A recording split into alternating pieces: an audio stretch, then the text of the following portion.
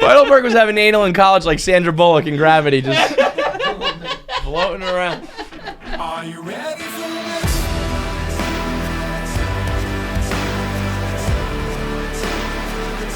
Are you ready for this?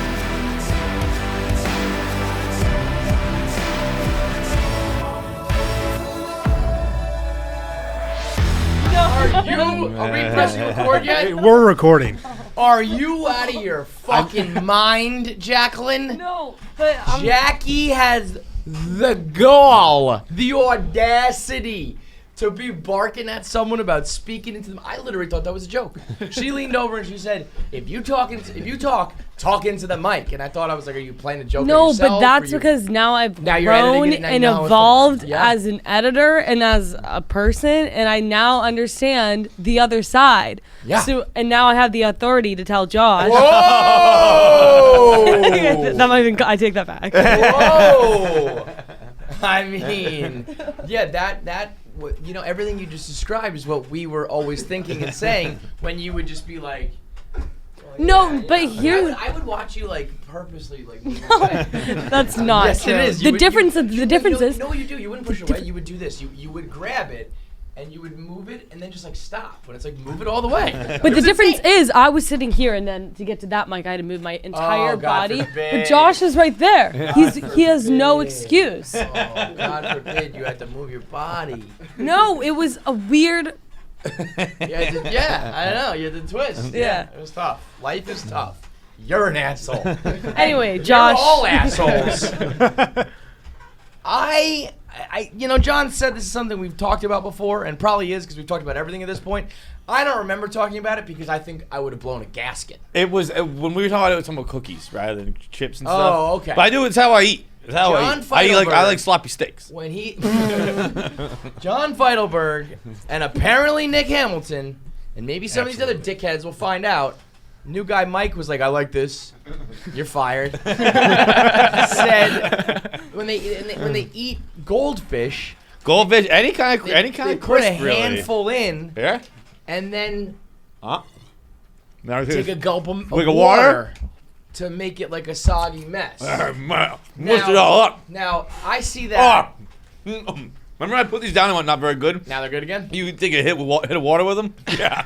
Yeah, you're cooking with gas. It's different. I thought to myself, let me see, because I can understand the idea of like a cracker or something like a. A very salty snack. You need a little extra lube. No, that's Yeah. where I disagree, because I could understand the like I said, the dryness, and maybe you make it like a mushy, carby mess in your mouth.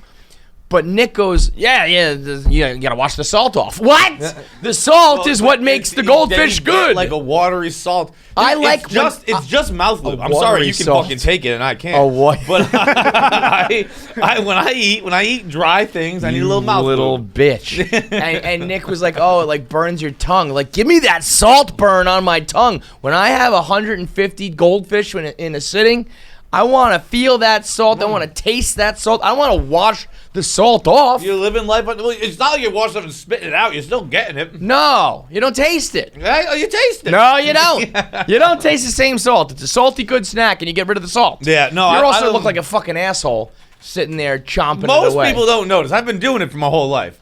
Usually, like, look, like when and I'm you. at dinner, I don't like have a bite of steak and then get the red wine in my mouth. Oh, that'd probably be pretty good too.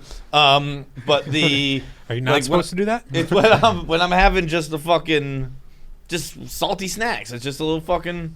I mean, I don't know how to describe it clearly than mouth. What are your sloppy steaks? What do you mean? What does that entail? The wine? Is that what you're saying? No. That's from I think you could leave. Right. Okay, Dump but the water on it. yeah, okay. I thought you were saying though, like you like. No. Okay, That was a okay. joke. Because what I will, the only thing I'll do that with, I'll do it with milk and cookies. Because you guys do it with water and cookies, and that's fucking. If I give you a cup of water, a cup of milk, and cookies, what would you use? Cookies, I choose the milk, but if there's no milk around, I'm gonna use water. If there's no milk around, I'm just not having the cookies. That's another way you can do it. But me, I like my sweets. I got a sweet tooth. And Are you gonna try and say that I don't like my sweets? You say I don't have a sweet tooth? I got such a sweet tooth. I only have a certain bar of quality for milk and the cookies that I won't still even need touch that the sweet sugar unless in I'm me. fully experiencing the sweet. I still need the sugar in me so I can crash. Crash is an important part of my day. You crash. So you're like a child. Like when I'm like, nah, Keegan, you can't have another thing of mini muffins. You're gonna crash. Like it's like John. I'm like, put that down. We got to do a podcast. I'll put the cookie and the milk in my mouth. I'll do. It works. Sometimes I'll do just cereal fine with water. I'll do cereal with like that. If you're not doing with water, It's disgusting. And I do feel. I It's not honestly disgusting, think but we it's did just bland and stupid. It's not bland. It's very good. It washes away the fucking seasoning. So you have a little salt water snack, little salt water mouth lube. I'm just keep saying mouth lube because it's the clearest way I can explain what's happening. I can't eat it without the fucking lube. I can't take a mouth of goldfish. I can't take it dry. Some fucking sex water. I gotta get lubed up first. Have you ever I'm gonna used get that you a lube, sex fucking water? Yes, I have. Yeah. It's one that grabs your Have eye. you used the sex water that looks like cum? They have sex water that's like it's clear, and they have sex water that looks like cum. I think I would not like that one. I think that would look like a whole mess. Do you want? God, we went from chips to sex real fast, and I'm gonna take it a step. I'm gonna take it a step further. You want to get intimate with it, John? Sure. Something's happened to me, and I don't know what it is. Flipped a switch like this past year. I can't use lube. I have like a reaction. Like your dick? Yeah, it's like an allergic reaction. I don't use a lot of lube. I'm not. I make sure my girl gets wet. Yeah. I keep them girls fucking dripping, kid.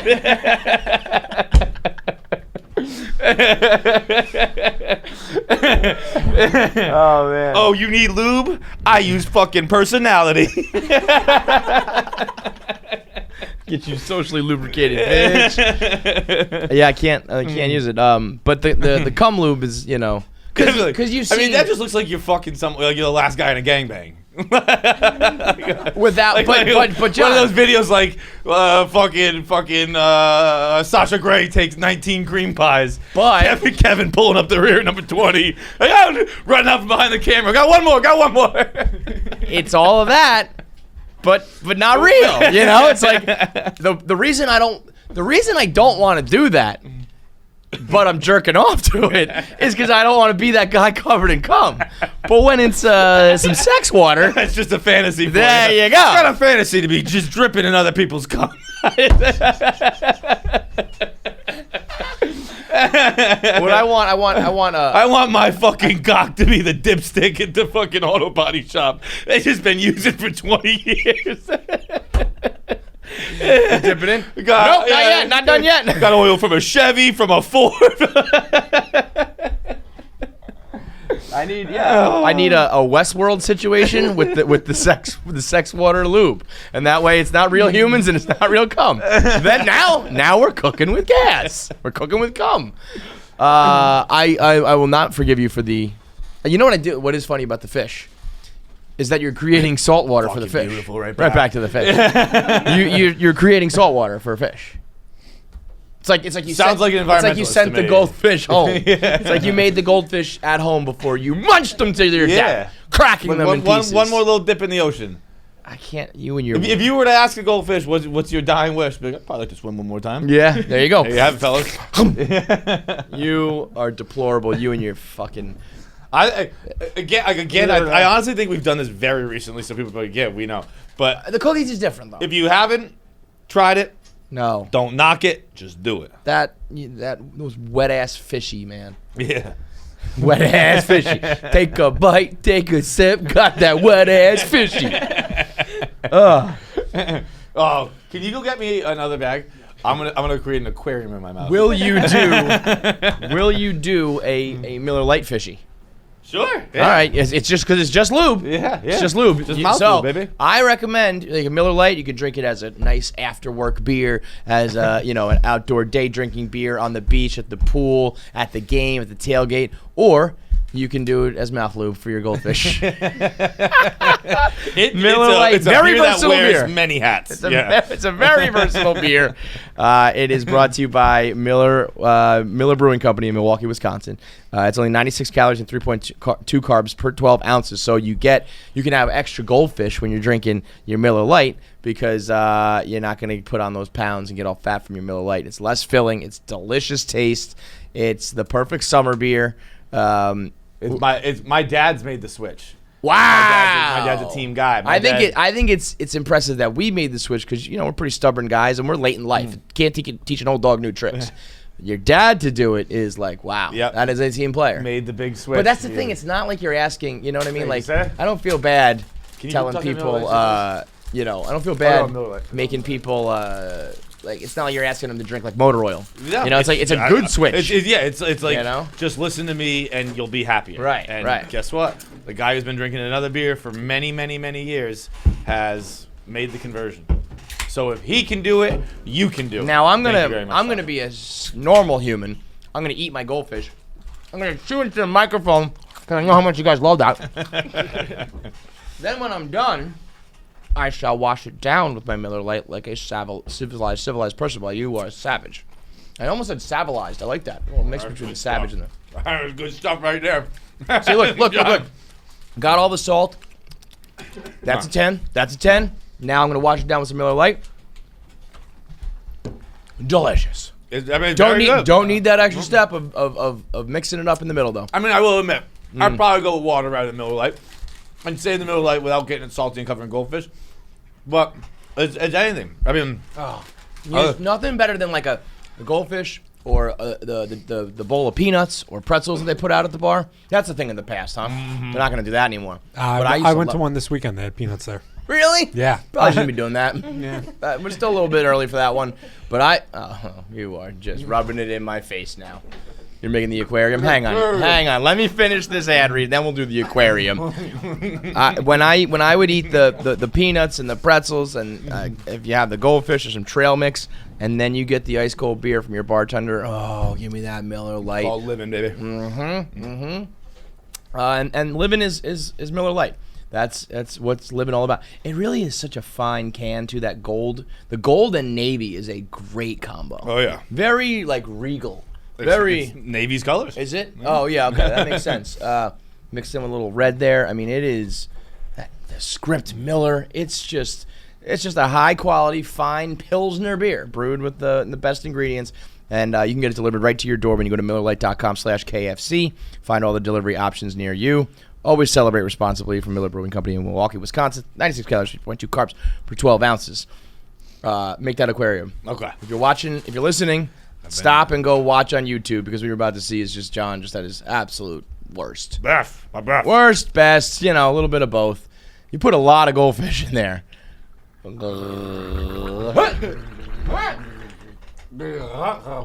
What'd you say? I think he said, "Do you want some?" Oh, it's a hot tub. If you said, "Do you want some?" If I was just... Saw that in the movie once too. So Sasha Grey do that all the time. One more time, baby. The goldfish aquarium. You are despicable. Hang on, open up. Oh!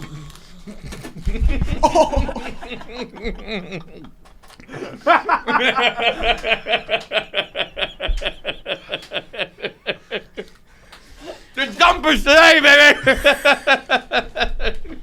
I mean, that looked like you on Lower in the Bar. That picture. Open up. Oh Man, I suck at catching things in my mouth. that was a great toss by me. That was a bad toss by me. Wait, we're gonna do this. I like attack it. Yeah, Like, just stay put. Stay still. We're doing. If you're watching, we're doing a little throwing goldfish into John's mouth. He's disgusting. He's covered in crumbs and water. Oh, He's God. disgusting. Uh, Oh, you're really not gonna. this is gonna be Huh? this is gonna be a tough Photoshop for John. Oh, this is the one. Yeah! Let's go. If you're watching on YouTube, that was fun. You look deplorable. yeah, I look gross. Well, what you don't realize is that there's literally like crumbs in your fucking. Oh, and he wipes it with a piece of paper. Here's a serious thought. You are regressing as a human. You are devolving as a human. It's de-evolution is occurring right now. What's I supposed to do? None of this. Everything you did for the last 3 to 4 minutes, you were supposed to do none of that. That was quite the display. It was on my hands. You don't look gross. I was gonna use. Oh my god. Yeah. And it's on like me as well. You spit on me. covered all. Look at this. It's all right. That's not water. That's aquarium saltwater spit.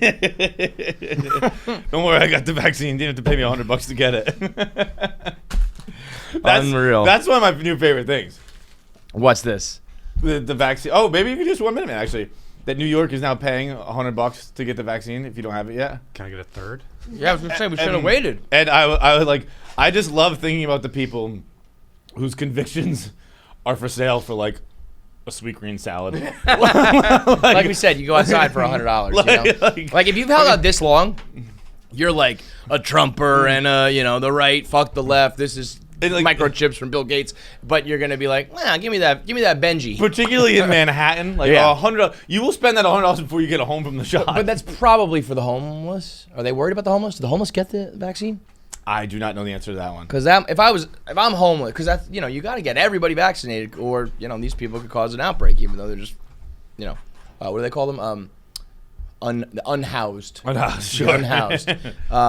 Bama's giving people only $20. Shut up! Yeah. Shut the fuck up, dude. Alabama. $20 is disrespectful. Remember that time? University of Alabama, like all the kids paying tuition. Wow. It's like, here's $20. Now give us $50. Yeah. Give me a break. Remember when Smitty gave TJ $20 for sitting outside the stadium for 20 hours or some shit? It was like 6 hours in the sun. It's legitimately like 10 hours. And you give him 20. It was like, I'm gonna take this and jam this down your throat. That's what I would do. $20. Get the fuck out of here. Especially if you have an adverse effect. If you're one of those people who have like a day in the dumps, where you're like laying on the fucking bathroom floor and you're like, well, at least I got this crisp Andrew Jackson here. You got $20, but you couldn't go to work the next day. Yeah, right. You got fired. You lost your job because you went and got your $50 fucking shot. Give me a break. That is funny. It's one of the quite crazy things I've ever seen. Like if you just think, I'm sure it'll work. I'm sure people who didn't get it are gonna be like, oh, $100. Yeah. But that's if you get that, if you go get the shot for $100, you're even dumber than someone who doesn't get the shot. Yeah. at this point, you're riding. You got to stick to your guns almost. I feel like, come on. Or you better at least lie to your friends. Right. Not me. Fuck that, man. Yeah. If you can be bought for anything that is important to you for $100, you have like no conviction. That's what I'm saying. You have, But it's either one way or the other. Like, I don't have strong convictions about anything. So I'm like, I don't want to do that. And they're like, well, I'll give you $100. I'm like, well, then I'll do it. And I'll get $100. Like, no big deal. But if it's something you really believe in, and this is something people obviously, again, by this point, if you don't have it, you've dug your heels in for political and social purposes. And then, for a single bill of money that is, have you seen inflation going on right now? I at least want it in ones. I got to feel like I earned this. Feel bigger, yeah. They're trying to get teens in Connecticut to go with, to get a vaccine for a chance at Coy Leray tickets. You don't even get the tickets. You get to enter a raffle. For who? I know you probably don't know who this is, but the chick, worst rapper. I don't know her until this weekend. She performed at Rolling Loud. Oh, I actually think I saw Jetski tweet about this person. Did you watch the video? No. It's like if you and I got on stage at Rolling Loud right now and tried to be rappers, and like, I almost blame like her DJ or something, because you couldn't like hear any music being played. So she's a auto-tune rapper, and you know how they like, you can now like auto-tune through the mic almost. You know what I mean? So she's doing that, and it's terrible. And then you can just hear like little chattering from, the crowd is fucking dead, dude. This is at Rolling Loud. It's just, they're just standing there. I don't think this is that bad.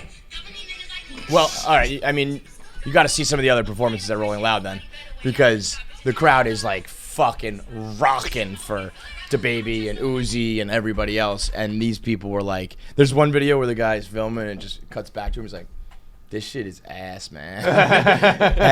and she's, but like that, I am obviously far from a rap critic, but that doesn't sound like that different than like most rap I hear. This Coy got the whole crowd doing the mannequin challenge. Look, they're just standing there, John. There's not a single hand in the air. Itself. I'm talking more about like the crowd, like the way they were like not reacting at all. It's pretty bad, dude. But Yeah, like for a chance to win tickets to a Coy Leroy concert, like again, all set on that. That's like, and you're a Connecticut, you're a college kid. Maybe you don't even have like strong political convictions at that point. That's just like, that's not worth me getting up and going to the site. And all that, you know? Just like the gas, you know what I mean? I don't want to drive there. Yeah, can I Uber it? Can you come here with it? That would be nice. I could do a 1 minute man on that. Probably that won't get touchy in the comments at all or anything. I did Simone earlier this week, and I'm going to follow up and do a second Simone. I said to myself, I think I'm done with the Simone, but then the Twisties thing came out, and now I'm almost mad at Simone and like her team, because they should have just made that the focal point, so it wouldn't be such a fucking headache for her. Yeah, you know, because it's definitely. God, I don't give a fuck what anyone wants to do. So like, if someone wants to just pull out because I don't know, she just didn't feel like it. That's my main totally thing. Fine with me. That's my so. I am not let down as an American. Right. I don't give a shit. The I actually didn't even know what happened until like, I'll call it 16 hours later, because I'm so not paying attention to the Olympics. Yeah. Where like, that's what's I got annoying. A text and I was like, what are people talking about? The people who act like every 4 years for 2 weeks. No, I'm a huge gymnastics fan. It's like, you don't give a fuck about this. This is not, if it was your favorite baseball team, favorite football team, favorite basketball team, it's still silly. Right. And people should have the right to just be like, I don't want to do this. Why? Because I don't want to do this. But, you've like invested your whole fucking, all your time, and you bought tickets and all the dumb sports fan things. I can understand getting upset if someone like walked out of the finals. But this is like, you don't care about the sport. You don't know about the sport. You couldn't even watch. Like, gymnastics is a sport where I'll watch it, and I'm like, holy shit! And the announcers are like, oh, no. Yeah. Oh, no, did you see that, Jim? That's going to be a 3/4 of a point deduction. She's out. She's done. Her entire life is over. And I was like, oh, my God, that was the most amazing thing I've ever seen. So I don't know fucking dick about this, but and everybody pretending that, and everybody acting like they... The thing about the twisties, if you don't know what they call it, the twisties, it's basically like a vertigo that goes on in your brain. I think it's like a mix of vertigo, and I've read a few Twitter threads, so I'm far from an expert. But I think it's like a vertigo mixed with like almost a yips. Right. Where like you're so overthinking. So there is the mental side of it. The mental health aspect, where it's something just like about her and her motivation and her focus and her desire and all that. But then there is some, and that goes hand in hand with this vertigo-esque thing where your balance is off. And the other thing, when everybody comparing it to other sports, comparing it to Michael Jordan, comparing it to, other athletes, like Jordan, when Jordan had a flu game, well, he played really well in the flu game, but if you're sick or you have a mental issue or whatever, he goes out there and he shoots like 9 for 20 and puts up like 21 points, and it's a bad game, whatever. Simone Biles goes out there and fucks up. She's breaking her fucking neck, man. Like, it's not a sport where you can fuck around and be like, well, my equilibrium's off, but I can't say no now. I've come too far. Right. It's like, I'm going to make sure I can walk out of here, you dumb assholes. But also, like, if she can't, I didn't watch it. I didn't know about it. I guess, like, she was in the whatever, not the final round, the gold medal round, but she, like, wasn't spotting her landings. And, like, yeah, she's been shaky leading up. And it was like, I'm hurting the team. Yes, like, yes. I'm going to step away. It was that. It was bad by her standards. Clearly, like, something was off. That's why people started speculating, like, physical injury. And then she said it's all mental health. But there's also kind of a physical, it's a brain injury, if you will. It's not like a physical, it's not a mental injury in the sense of, like, it's just how I feel. I'm it's sure, like I'm sure there's an wrong. aspect to that, but I think yes, it's stemming it's from kind of this. both, right? And I think also being 24 is legit part of the problem. They say when you're younger, your brain isn't as developed, you don't have the same fear, and your body's not telling you don't jump that high, don't flip that many times. By the time you're 24, I think it's like we can't do this shit anymore, bro. Like, this is too dangerous. Dude, so all of that combined is like, A, it's dangerous. B, might not be good. So like, I'm not gonna help the team. So, take me out. Or in the individual, it's like, I'm not going to win anymore if I'm this bad, so I'm not going to risk breaking my neck. So, and it's also... I like that she pulled out of the individual, too, because that was the big, she's bailing on her team, but she's still going to do the individual. And now it's like, no, I'm not even going to do that either. And that's just her. Don't tell me that you care about Simone Biles' individual fucking thing. You don't. So if she wins or doesn't win, what if she just didn't go to this Olympics at all? What if she had just said, I'm done and retired? Would you have been like, oh, Simone pulled out and bailed on the country when she could have won us more gold medals? But it's also like, when people compare it to Jordan or Brady or whatever, because she is the GOAT, like there's a stark difference in the fact that she was bred like veal, like she basically against her will, and sexually assaulted and abused. That's another thing that and like she's probably like fuck this team, fuck this country, fuck this sport, yeah, fuck all of this, all of you guys. Like, and that I think because Simone's like statement on that was kind of weird in the sense that she was like, I didn't know if I was, and I asked people about like if I was touched this way, does that mean I was assaulted? And they said yes. So now I know. But also I didn't have it as bad as some of the other girls. So it was like actually very aware that there's victims who did have it worse than her. But the way that I think she presented that, people don't think like Simone Biles has been sexually assaulted. Right. And that's by why, the team. Like in the sport that she's in. And I don't think people know that or are thinking that when they are like brazenly arguing on Twitter. Or on the internet or wherever. Oh, she's having a hard time. Yeah, she was sexually assaulted. Right. Like someone was like, you in this sport. Someone said, why are you white knighting for this girl? I was like, first of all, I hate those fucking terms, but like, I'll tell you the reason why. She's a sexual assault victim, and you're gonna like then argue back. You know what I mean? Like that, and that's probably you don't want to flaunt those things as a way to win an argument. But I think if Team USA and Simone and people kind of led with that, that whole story about her, like the main reason she's here is to hold Larry Nassar accountable and make sure that they like overhaul the sport when it comes to that. That's the only reason why she's here. All of her other talk was about how she hates fucking gymnastics. So she came here for a reason, probably did that, probably accomplished that already, now has an injury, mental health problems, and is risking more injury. She's like, I'm not gonna fucking do it. Yeah, I've already given you my childhood. I'm gonna keep the rest of my life. Fucking like, I cannot believe people have a problem with that. I cannot believe people don't see it.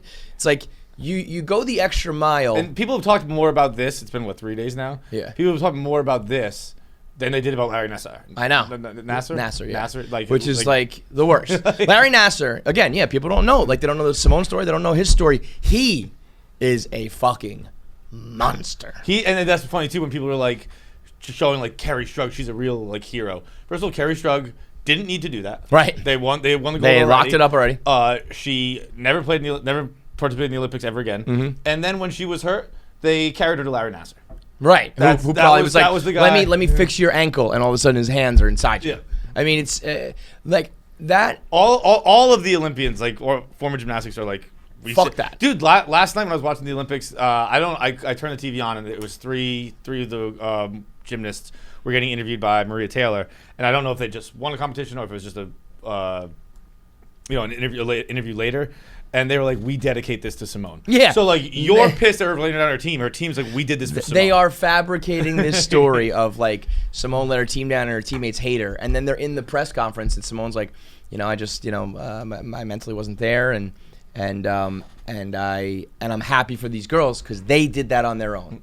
That I had nothing to do with that. They achieved this silver medal, and they cut to the other girls, and they're like, "No, this one's for you too, girl." Like they're laughing and smiling and probably hugging and crying, and it's like, that's where it got weird, where people were trying to be like, yo, man, the way you're like defending like this young girl is like creepy. I'm like, the way you're fabricating a storyline. She's 24. Yeah, she's like 24. But like the way you're like fabricating a storyline about these little girls hating each other is weird. Right. Like, you've come up with this fictional story about letting the country down and who's competitive and when people are like, Simone Biles is not a competitor.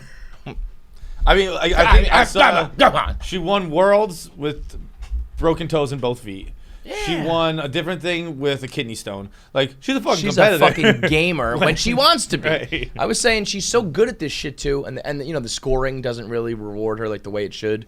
So like, she's probably like fucked all of this, from the assault to the lifestyle to this injury to the pressure down to like literally the sport. Like, you guys like fucking me over here. You're all a bunch of racists. You're all like holding me back. I said it was like when Billy Madison was playing dodgeball and just smoking all these kids, right? Yeah. Imagine if Billy Madison he wouldn't risk an injury for these assholes. He'd be like, I'm done playing with you fucking children. I don't want to play. Fuck you guys. It's not important to her anymore.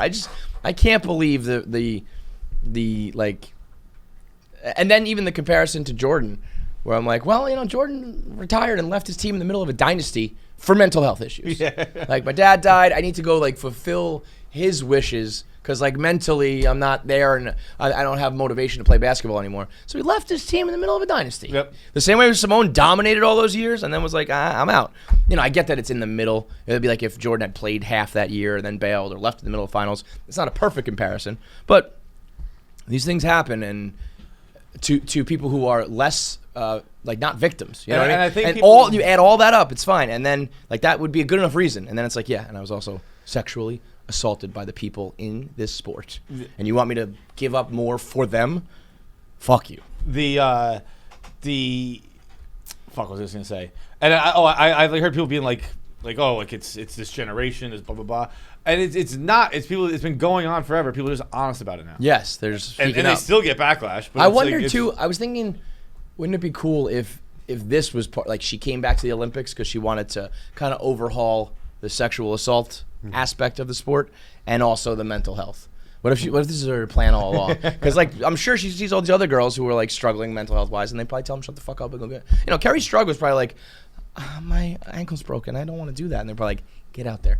Or no one else is gonna love you in this world. Dude, Bella Caroli, like, they were probably like, get this creepy old walrus out of here, man. It's fucking there was nuts. another one of like former Olympians like tweeted today like a video of her on the she was doing the balance beam. Yeah. And she like did like I don't know some quadruple backflip, whatever the fuck she did, lands directly on her neck. Yeah. And then she grabs onto the bar and holds up and finishes the round.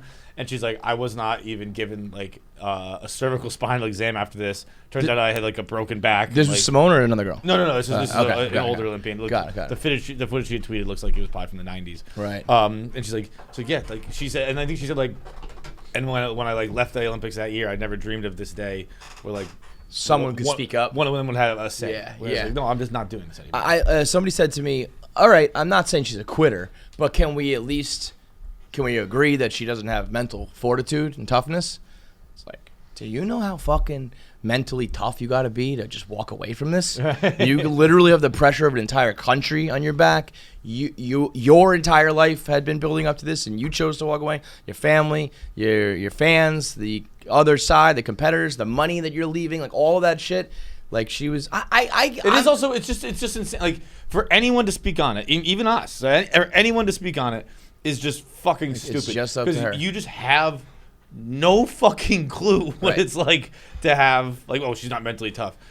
She's won like 50 gold medals. right. Like, That's what's what are crazy. you You talking know what? about? Also, 30, I think 35 is the actual number, but I mean, an insane amount of gold medals. how about like I feel like in tennis you hear it a lot. Like so and so retired. They're just like pulled out of events all the time. Where it's like, after 2 sets they're just like, nah. I'm good. Yeah. You're right. People are like, if this You was see that tennis player last night who was like, fine, if I fucking die out here, I'd die. What? But he was a Russian, and it was like he was complaining. It was almost like, oh, well, if you're Russian, then you are a fucking pussy because if he dies, he dies. right. But it was like he was like arguing with the judge. I only saw the clip where he's like, fine, I'm gonna fucking die out here. Yeah. And I imagine he was asking for a water break or something like that, and the judge was just like, no. Okay. And he's like, all right, Blood's on your hands, asshole. But yeah, I mean, I feel like in tennis they retire. There's golfers a lot of time I feel like pull out when they're gonna miss the cut. It's like this does happen and nobody really cares. And obviously it's a much grander stage, but it's like this shit kind of happens and it shouldn't really matter. It's just But I think it's the most mentally tough thing because there are times like I know the way I live is unhealthy. Workaholic, too committed to this shit, do too much, and I'm like, I would never miss a live show. I wouldn't miss a fucking recording, I'm afraid to just be like, I can't do it today because I'm worried about the ad reads we have to do, and I'm worried about the listeners who want to hear it and all this shit, and I'm like, yeah, I'm gonna like tear myself apart because of that for this. And Simone's like, I don't give a fuck about the Olympics. I'm out. That to me is the most. That's not like quitting. That's having the balls to step up and do what you need to do. Because fuck everybody else. Fuck everybody Hey man, else. put that on a shirt. Fuck everyone else. Let's put that on a shirt. Let's put fuck everyone else on a fucking shirt. Let's do Am I the Asshole now because everybody apparently in this whole country is an asshole. Dude, there were some people like I couldn't even. I was like just seeing like the. I'm not even gonna name names or anything because I don't want to give it any attention. But I couldn't even watch the videos. Like people just pretend, and it is like, it's easy because it's easy for them because they know their base likes belittling. Sure. A They're just black pandering. girl. Right. And it's like I am disgraced. This is a fucking problem. I'm like, I'm gonna jump through this phone and fucking come and fuck your face. That's what I'm gonna do. I am gonna come fucking murder you, you goddamn fucking pathetic piece of shit. Yeah, no, it's appalling and it's hacky and it's unoriginal. It's stupid. So you're all assholes. You're also an asshole if you don't wear Cuts clothing. Cuts clothing is the number one T-shirts in the game right now when it comes to comfort, when it comes to style, when it comes to quality, and whether you're looking for a T-shirt, a polo, a hoodie, crew necks, they've got it all for the guys who work hard, play hard, lounge hard. Whether you're looking to go out and look sharp, when you want to, you can wear it as like a business casual on a summer Friday, casual Friday. Look tight. Get those Thick. those You arms. look like Hemsworth. in Who's these. telling you had big arms? We had a guest the other day. Rocky? Rocky Dale Davis Jr. is coming up soon on the pod, and he was saying, "Yeah, I seen those arms popping, and that's all because of Cuts clothing." And so you got to get these tees as I mean, well. I'll take a little credit. No, it was just the We're shirt. throwing it around. I'll take a little bit. They've got the Hyper Loop French terry cloth. They've got the pica wrinkle-free cotton. They've got the I don't know, these temperature-controlled wrinkle-free things. It's all amazing. I like the Henleys they've got. They've also got crew necks, V-necks. They've got the split hems at the bottom, the scoop, the elongated. Can mix and match all the different cuts and styles and colors. All plain, monochromatic, monocolor, whatever. It's all just timeless, classic look. So go to cutsclothing.com/Clancy for the sport of business, the only shirt worth wearing. You get 15% off that first order when you go to cutsclothing.com/Clancy. Before we get into the Am I the Asshole, I know we've said for a while that I'm losing my mind, and I do think it's a larger problem. Oh, yeah. I forget. I just don't wear pants with flies anymore because I just keep forgetting to put my fly up. But Are you saying that you have just given in to the fly? Like, you win, fly. It's just like I every will time avoid- I'll just sit that- down. that- and you know I'm what, like, I why mean, is my that's- fucking dick out again. That's like an old man being like, I just have to wear Velcro shoes. Yeah. I cannot tie them anymore, so I succumb. I mean, I'm not I never wave gonna the wear white flies flag. again, but it's a conscious decision in the morning. Like, So these are what you're doing, like you do like pants that you pull down over your balls now? yeah. I mean, like shorts. I mean, come the fall, I'll probably be back Yeah. in pants with flies. Yeah. But like for the summer, I'm done. I can't do it anymore because my mind is so gone. I don't know how many times it was exactly. I just looked at my phone. I want to say it was 3 or 4. Mm-hmm. I just kept trying to check the time. And I just kept looking at my phone and putting it back And down. not looking at the numbers. And I just didn't look at the numbers. You got the podcast Like- twisties. like it was just like, you've okay. got Wait, hang on, what was it? you have the yips in real life. You're just like little things that you're trying to do you can't accomplish. I think it's a larger problem of the technology we use all the time, and it's just seeping my brain away and everyone's. No. But it's like Totally. I mean, there are a million times where I'll do that. Like that one was egregious because it was all I wanted to do was look at the time. But there are plenty of times where I'll pick up my phone and I'll like start fucking around. And I'll put my phone back down. And I'll be like, wait, why did I didn't why- even. Yeah. Why did I pick like that up? I'll go on my phone to accomplish something. I got to send that email. I got to look this thing up. I got to find the train time or look up the weather for tomorrow. Some like a task. Yeah. And before I do that, I open up Twitter and I fuck around whatever, and then I put it back down. I'm like, I didn't do the thing I came to do, and now I can't even remember the thing that I came to do. It takes me 6 times touching my phone every morning to figure out the weather. Because you just don't I'll look pick at it up it. and Doesn't register. I'll have a text. I'll reply to that text. I'll put it down. I'll pick it up. Open up Twitter. Pornhub, OnlyFans, whatever. You get I was distracted. Like, fuck, that's right. I wanted to check the goddamn time. Yeah. Son of a. I check the weather. I'm just standing there. The time is particularly funny, where it's just like the big ass numbers right on the fucking front. Dude, I'll do it because I hold my phone like this and I text. YP used to always make fun of me about it. Like I basically have it like I sit like kind of like this. What's wrong with that? I don't know, but he'd always. I guess other people do it out here. I kind of just like I use like my stomach as a rest. Yeah. Maybe it's for fat people. I do it like I'm on the phone like a drunk baby. Like you just kind of feel like this is how babies would stand. Yeah. And I just like to say drunk. So it's just like this is how a baby would stand. Yeah. And so this is how if I give everyone like a nice little visual of how my mornings go. It is me standing naked in my bedroom, sopping wet. Like Mouthful of wet goldfish. just standing like this. dick on the sink. And then putting my phone down and then going, oh wait, hang on, because I'm waiting to get dressed. Yeah. To check. I gotta check the weather, and looking out the door and windows don't help apparently, and and I just stand there for a while, and then it probably a good 10 minutes. Good 10 minutes to get you there. When you paint visuals, it makes me gross. Just gross. Oh, wait. You know what? Speaking of tasks, I have a task that I think I want to crowdsource because I don't want to do. A task I told you about this morning, and it's my I can't bio remember because I have. I knew it was my going to be biography. Okay. My bio. I have been tasked by our PR team here. Oh yes. To Well, write. that's a good idea. To, Yes. Yes. to write my bio. Okay. They have given me a bio template. Talent name. I'm gonna go with John Feitelberg. Okay, That wait, I can handle. everybody. So John's gonna give you a list of like 5 or 6 things these people were looking for. So if you want to be a part of this, write this down. Get ready. Get out your notes. So This is like a serious thing we have to do. I love this Yeah, stuff. yeah. Well, it's either this or I'm not doing it. The alternative, John said, I'm just not going to do this. And I go, yeah, you're right. Just fill out the first couple ones, and then the complicated ones you don't have to do. He goes, no, I'm just not going to do the whole thing. So it's either this or nothing. Yeah. If they want this done, this is how it's getting done. Yeah. Okay. I mean, AKA Nick, you're doing this. Yeah, I had a feeling this was going to happen. Okay. Started Please it. share in a short paragraph or a few sentences who you are and your role here at Barstool Sports. Okay, This will be wait. for external use when pitching advertisers, so keep it brand safe. Okay. I am the guy who Dumb, fucking has drunk I baby. do aquarium goldfish. I talk about fucking Kevin, my coworker, my partner here. I talk about him being last in line in gangbangs. I talk about sometimes I want my dick farted on. That was. Has that aired yet? Does the Yeah, audience that- know? that was last episode. I was like, if that hasn't aired yet, the audience is very confused. We got some tweets about that. Our Facebook group is like, John. It makes sense. It makes sense, dude. Like when you play video games, like Bro, you want, yes, John, it's very common that people want vibrations on their genitalia. There's vibrators that exist. Okay. It's the stinky gas Yeah. that people if have I a had problem my with. druthers, the stinky gas wouldn't be there. I just don't have a fucking vibrator present. It's just a butthole that can fart. John wants a sex toy that's like a whoopee cushion. Like a butt that you could squeeze and it would shoot and vibrate your dick. You sick fuck. Okay. What else do I do? What do you do here? Okay. So that was. I forgot about the brand safe line. So cross all of it out. I just think dumb drunk baby. Dumb drunk baby. Keep going.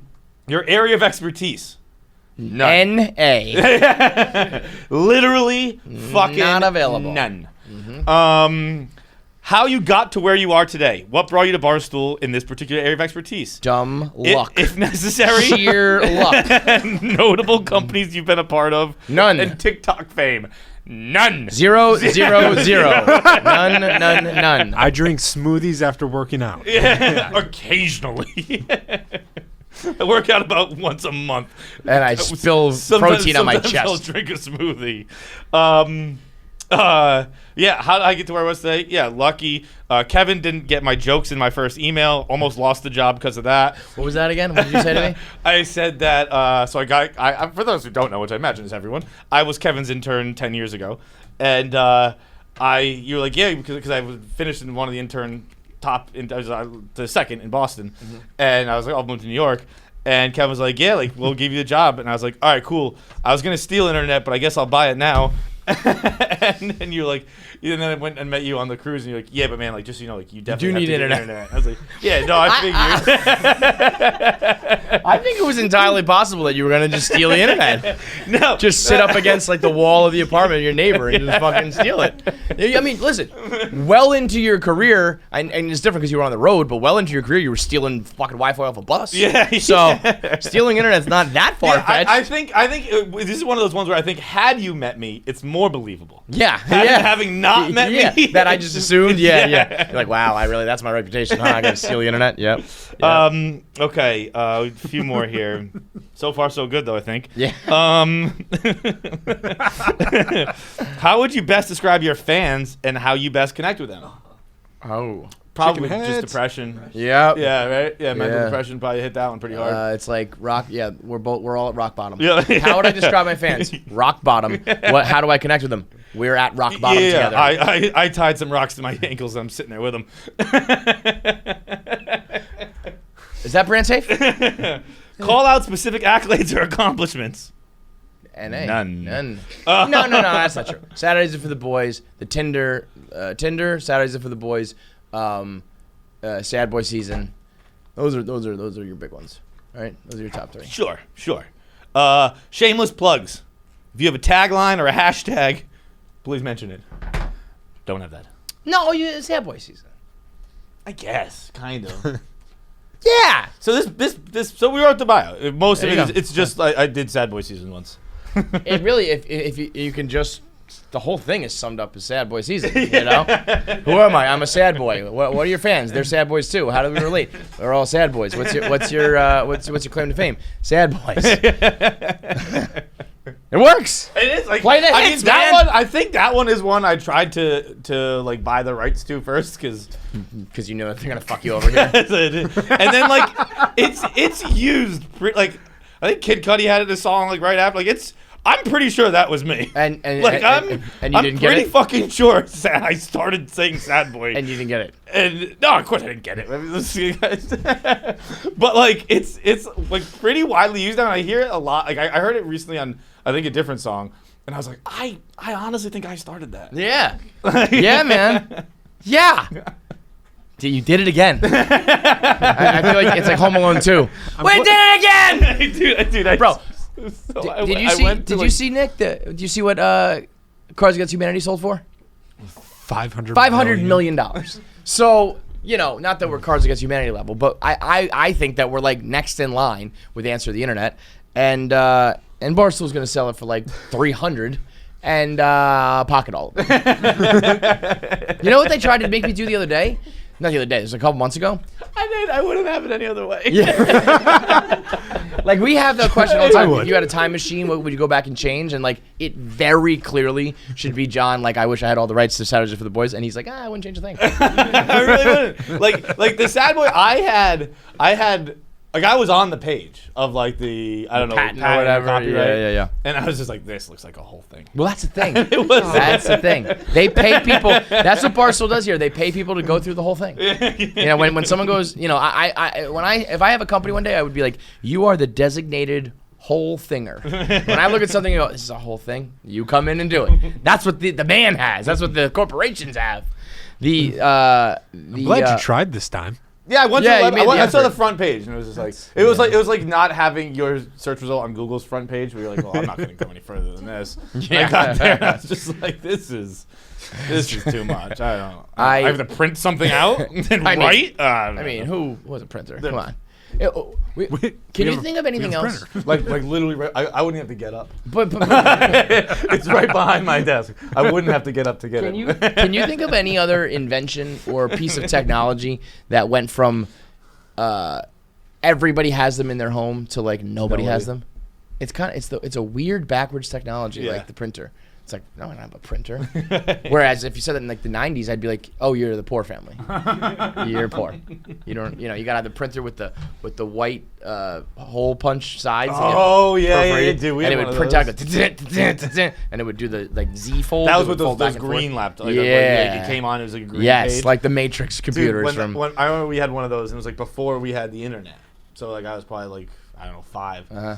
And I don't know why. This is the website I so desperately wanted to go to. But I would just type in www, and I swear to God, this is the restaurant website, .hardrockcafe.com. and I just like, it wouldn't work because obviously we weren't connected to the internet, and that's not how that thing works. But I was just Creed like, thoughts over here. I was- Why did you want to go to the Hard Rock Cafe? I think I'm Hard Rock Cafe is fire. Hard Rock Cafe is dope. I don't know why I said that. I don't think I've ever been to one. I got a Hard Rock I just had a Cafe. lifelong affiliation for it. I had Admiration. what'd you say? Affiliation. I said affiliation. I meant admiration. I don't think you meant that either. I think you meant affinity. Affinity. Affinity. Yeah. Yep, that's what I meant. I got a Hard Rock. I keep saying Hard Rock Cafe. I'm like mixing the words up. Hard Rock Cafe shirt from, I don't know, San Diego or some shit. I went on vacation, and I thought, I wore that like, when you were a kid, you had like, you could wear like, I had a rule, you could wear like something once a week. You know what I mean? Like if I had like a cool shirt, I'd be like, I wore that already this week. I can't wear it again. I didn't put a rule in for me on that one. Huh? They didn't have to put a rule in for me on that one. You think I'm gonna wear an outfit twice? Nuts. But would you wear it like the next week, or would you put even more space in between it? Because I was like, I was like, clothes I like to wear. I was like, it's time. You know, I can wear this again. It was like Mondays are my Hard Rock shirt. Fucking Dude, love that. I was Hollywood and Hard opposing. Rock was awesome. The best of the business. Yeah. Speaking of my Hard Rock Cafe, my affinity for and Planet Hollywood, I met the owner of both rather recently. Baller. Yeah, a founder. I don't know if he's still the owner or what is. It's Robert Earl is his name. And I was arguing. I didn't know who he was. I knew he was a cool British guy because You can tell he's important. Yeah. But I was like, I don't know. It's like the Bucks owner when I saw him in the airport. I'm like, this guy's flying a private jet, and he's somebody, but I didn't know he was the Bucks owner. Right. And so I'm talking to him, and he's asking about a podcast, and I was like, he said, what's it about? And I was like, I don't know, like. I lied and said sports a little bit, and I was like sports and like sex, and he's like, oh, you break a sweat doing both, and I was like, oh, this guy's cool. So we started like going back and forth, and we're talking about shit, and we started talking about soccer because he's British, and I don't have much I can say besides like football, huh? Football, isn't it? And he's like, I'm an Everton fan. And I was like, oh, fuck Everton, man. Like, I was like, because Everton's in the same town as Liverpool. I was like, Liverpool, baby, up the Reds. Fucking Everton sucks. And then he was like, he's busting balls back, and we were kind of going back and forth a bit. And then much later in the day, long after I'd left Robert's presence, someone says, he used to own Everton, right? And I was like, hey. Oh, I thought I was just arguing with an Everton fan. No. Not like fan. Like I sat down with John Henry and was like, Right. fuck the Red Sox, baby. Yankees for life. But I bet he loved that because nobody treats him that way. Right, you because know? I wouldn't have had I known who he was. You would have fucking been a pussy about it like everyone sucked else. his dick if I knew who he was. Yeah. It was just a funny British guy I was talking to. And it was, I mean, like, he's the man. We ran into him again cool. later. Yeah. He was fucking cool as shit. But he is, I didn't apologize to him. I felt like I owed him an apology, maybe. No, that guy's cool. He likes I us, actually too. think he still is. If you check his Wikipedia, I looked at it recently because I was telling the story to my dad. And I believe he actually still is the director of football operations or something like that. Director He's of a football that guy's for a Everton. gangster. Yeah. That guy is a baller, bro. Not the asshole. These, we'll find out right now if these guys are the asshole. Am I the asshole for pointing to the kitchen when my mother-in-law asked, where's our dinner? My husband has a serious knee injury a few weeks. Had a serious injury. I don't know why I said knee. I'm just making things up. My husband had a serious injury weeks ago. He's bedridden, and his family comes to see him every day. Mother-in-law keeps drilling what I need to do to make my husband comfortable, but does nothing to help, just visits every day, sits around expecting to be fed and entertained. Sometimes brother-in-law, his wife, and kids join them, turn the house into a hot mess. Yesterday, mother-in-law, her husband, and son came over again. They checked in on my husband, then they went to sit in the living room for hours. I served them coffee and croissant. Hours later, my husband threw up again, second time. I had to take care of him, changing his clothes, cleaning the sheets, avoid infections. I was exhausted, came downstairs. My mother-in-law looked at me and said, hey, where's our dinner? I was shocked that after seeing me go up and down the stairs so many times, cleaning and bringing new sheets, running the washing machine, she'd expect me to prepare dinner. I had eaten a sandwich at 6 and yogurt. This is what I can't believe this. These people, and certainly the woman that's undoubtedly writing this, she said, I had already eaten a sandwich at 6 and I had yogurt, parentheses, I have problems with my stomachs and stresses, blah, blah, blah. It's like, nobody fucking cares. No, does not matter at all. You've got your pregnancy and your stress in your stomach. Get to the point. I pointed at the kitchen and told her to help herself out. She gave me a look, then said she didn't expect me to ask her to cook dinner at my house. I said I didn't expect her to ask me to cook dinner while I'm taking care of her son. She started arguing about the way I spoke about my husband, saying as his partner, this is the least I could do, and called me unhinged for throwing it in her face that I'm helping my husband. She got blah, blah, blah, blah, blah, blah. She lives in the States, in the South. Shocking. I thought this was going to be a British thing. It goes on, but bottom line, are you the asshole for pointing to the kitchen? No. I think that you are. She's not an asshole. Like the mother-in-law is an asshole for coming over and being like this lazy piece of shit. I feel like she lives in the house. The mother-in-law does. That's the vibe I was getting. No, because it said yesterday, mother-in-law, her husband and son came again. Oh, okay. Yeah, they visit every day though. they sit around expecting everything to be done. It's like, well, if you're gonna come like every day, it's not like a your house, my house sort of thing. If you're staying in basically every day in someone's house because of an injury situation, like at that point, it's all the same. I think that she's an asshole. I think the woman, like, you're within your right to do it, but it's gonna be a fight and gonna be a thing now. You know, like if you're an asshole about it and you're like, where's my dinner? I can do one of two things. I can like take the high road and be like, hey, listen, I didn't have time to cook dinner. I've been doing a lot around the house, so like you're welcome to fix something for yourself if you want, but I just didn't have time to do it. Or I can kind of take the low road and go point to it like she's a dog. And you're within your right to treat her like a dog. But I think you have to recognize that like now you are now kind of like being shitty back to her. And that's okay. But I think I would personally take the high road. But you're not and an make her asshole if you're an continually asshole back. Well, you're not, but you... That's some shit that fucking... That's some shit that fucking, as a parent, you got to fix this. You got to stop the vicious cycle of this.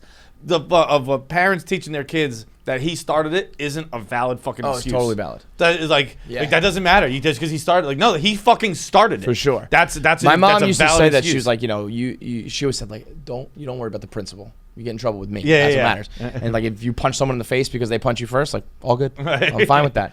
But also even like I it's like more to like with teach- your sisters and stuff like that. Where Yeah, like, yeah. And like they're crying and it's like, well, she started it. Like, it doesn't matter if she started. Yes, it does. This wouldn't be an issue right now if it wasn't she for her. Started it Yeah. with someone bigger than her, and now she's dealing with the repercussions. Right. That's what happened. But don't you think So that she pulled my hair, I pulled her hair. Guess who pulls hair harder?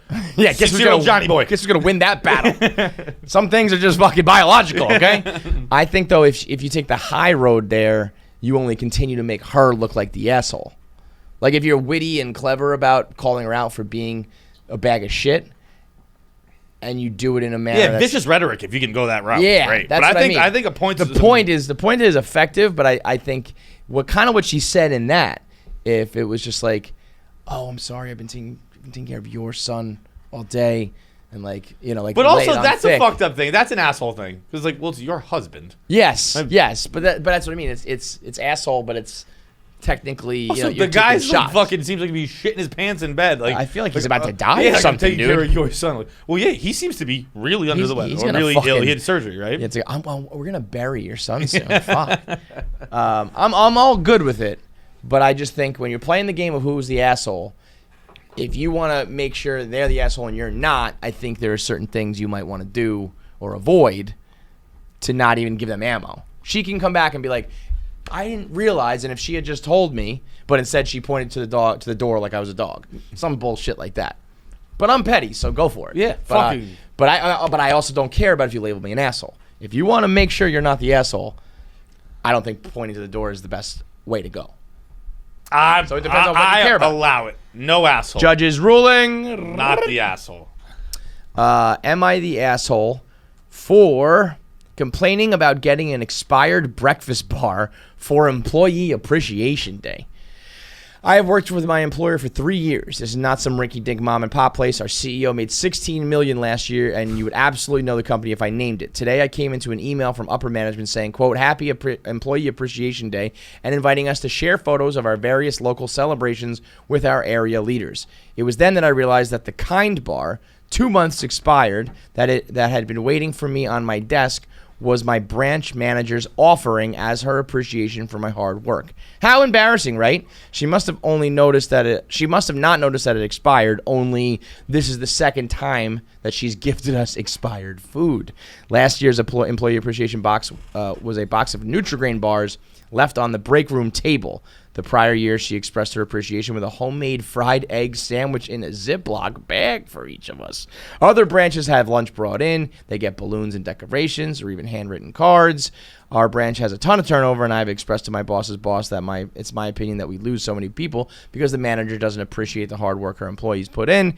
Yickety yackety yada. I snapped a photo of my expired gift, sent it to my boss's boss with a note saying that I don't feel like it was our blah, blah, blah. Am I the asshole for complaining about this? Specifically, am I the asshole for complaining to upper management? So it's not that she's like pissed off about this. She took a picture and emailed your boss's boss and said like, this is what's going on here. I think changes the situation. It does I think this person's the asshole for giving a fuck about employee appreciation. I'm on the boss's side. Yeah, I think. I appreciate you every fucking week. Here's a check. Yeah, Like, right. it's- That's also because we're horribly brainwashed here. We've been living in a toxic barrel of fucking hell. No, but for like, 10 and years. like, it's not like you shouldn't like. I feel like I hope I'm pretty good at saying like good job and thank you. Yeah. But like the people who like genuinely are like I am an employee and there aren't balloons here on employee appreciation the day. balloons is fun. Like what lunch is always a good what kind touch. of business are we running here? Yeah, that's where I ridiculous. don't have The decorations? the fucking gold balloons for how many days I've been employed tied to my chair the day I show up on employee appreciation day. Fuck off. That's crazy. If the other branches are getting, Chick-fil-A sent in, that's something that you look at and you just go like, oh, what the fuck? Like, down in Scranton, they got, I knew it was gonna be an office place. Yeah. You say branch, you're naming an office. Yeah, 100%. But I think this woman, it's a woman or whatever, the boss is like, Oh, Kevin. It's a woman. it's a woman. Yeah. Like, no doubt. No doubt. Like you're checking the expiration date on a kind bar. If something's in plastic, I'm just eating it. No, but I meant what do you think the boss is? I think the boss is a woman. I too. think they're both women. Yeah, right. That's what I was saying. I feel like And I like to think the boss is like she buys it every year on employee Waits. appreciation day and just saves it like for next year. Yeah. I think she's sitting at her. I think she gets to work and she goes, it's fucking employee appreciation day, and then she's like, yeah, here's a kind bar. It's like in another Home Alone Nutri-Grain reference. bars? You know when I didn't know they still made Nutri-Grain bars. They're good. I didn't know they still made them. Oh baby. Yeah, I love it. I got nothing against Nutri-Grain bars. They're Nutri-Grain bars fantastic. are the most. We'll do top 5 next week. Most fraudulent healthy foods in the game. Oh, okay. Those are not healthy. Those are good. Anything that tastes good is not healthy for you. Those are really good. What's your favorite flavor? The strawberry. The green I like the greenback blueberry. apple. You know what's pretty good? The apple one.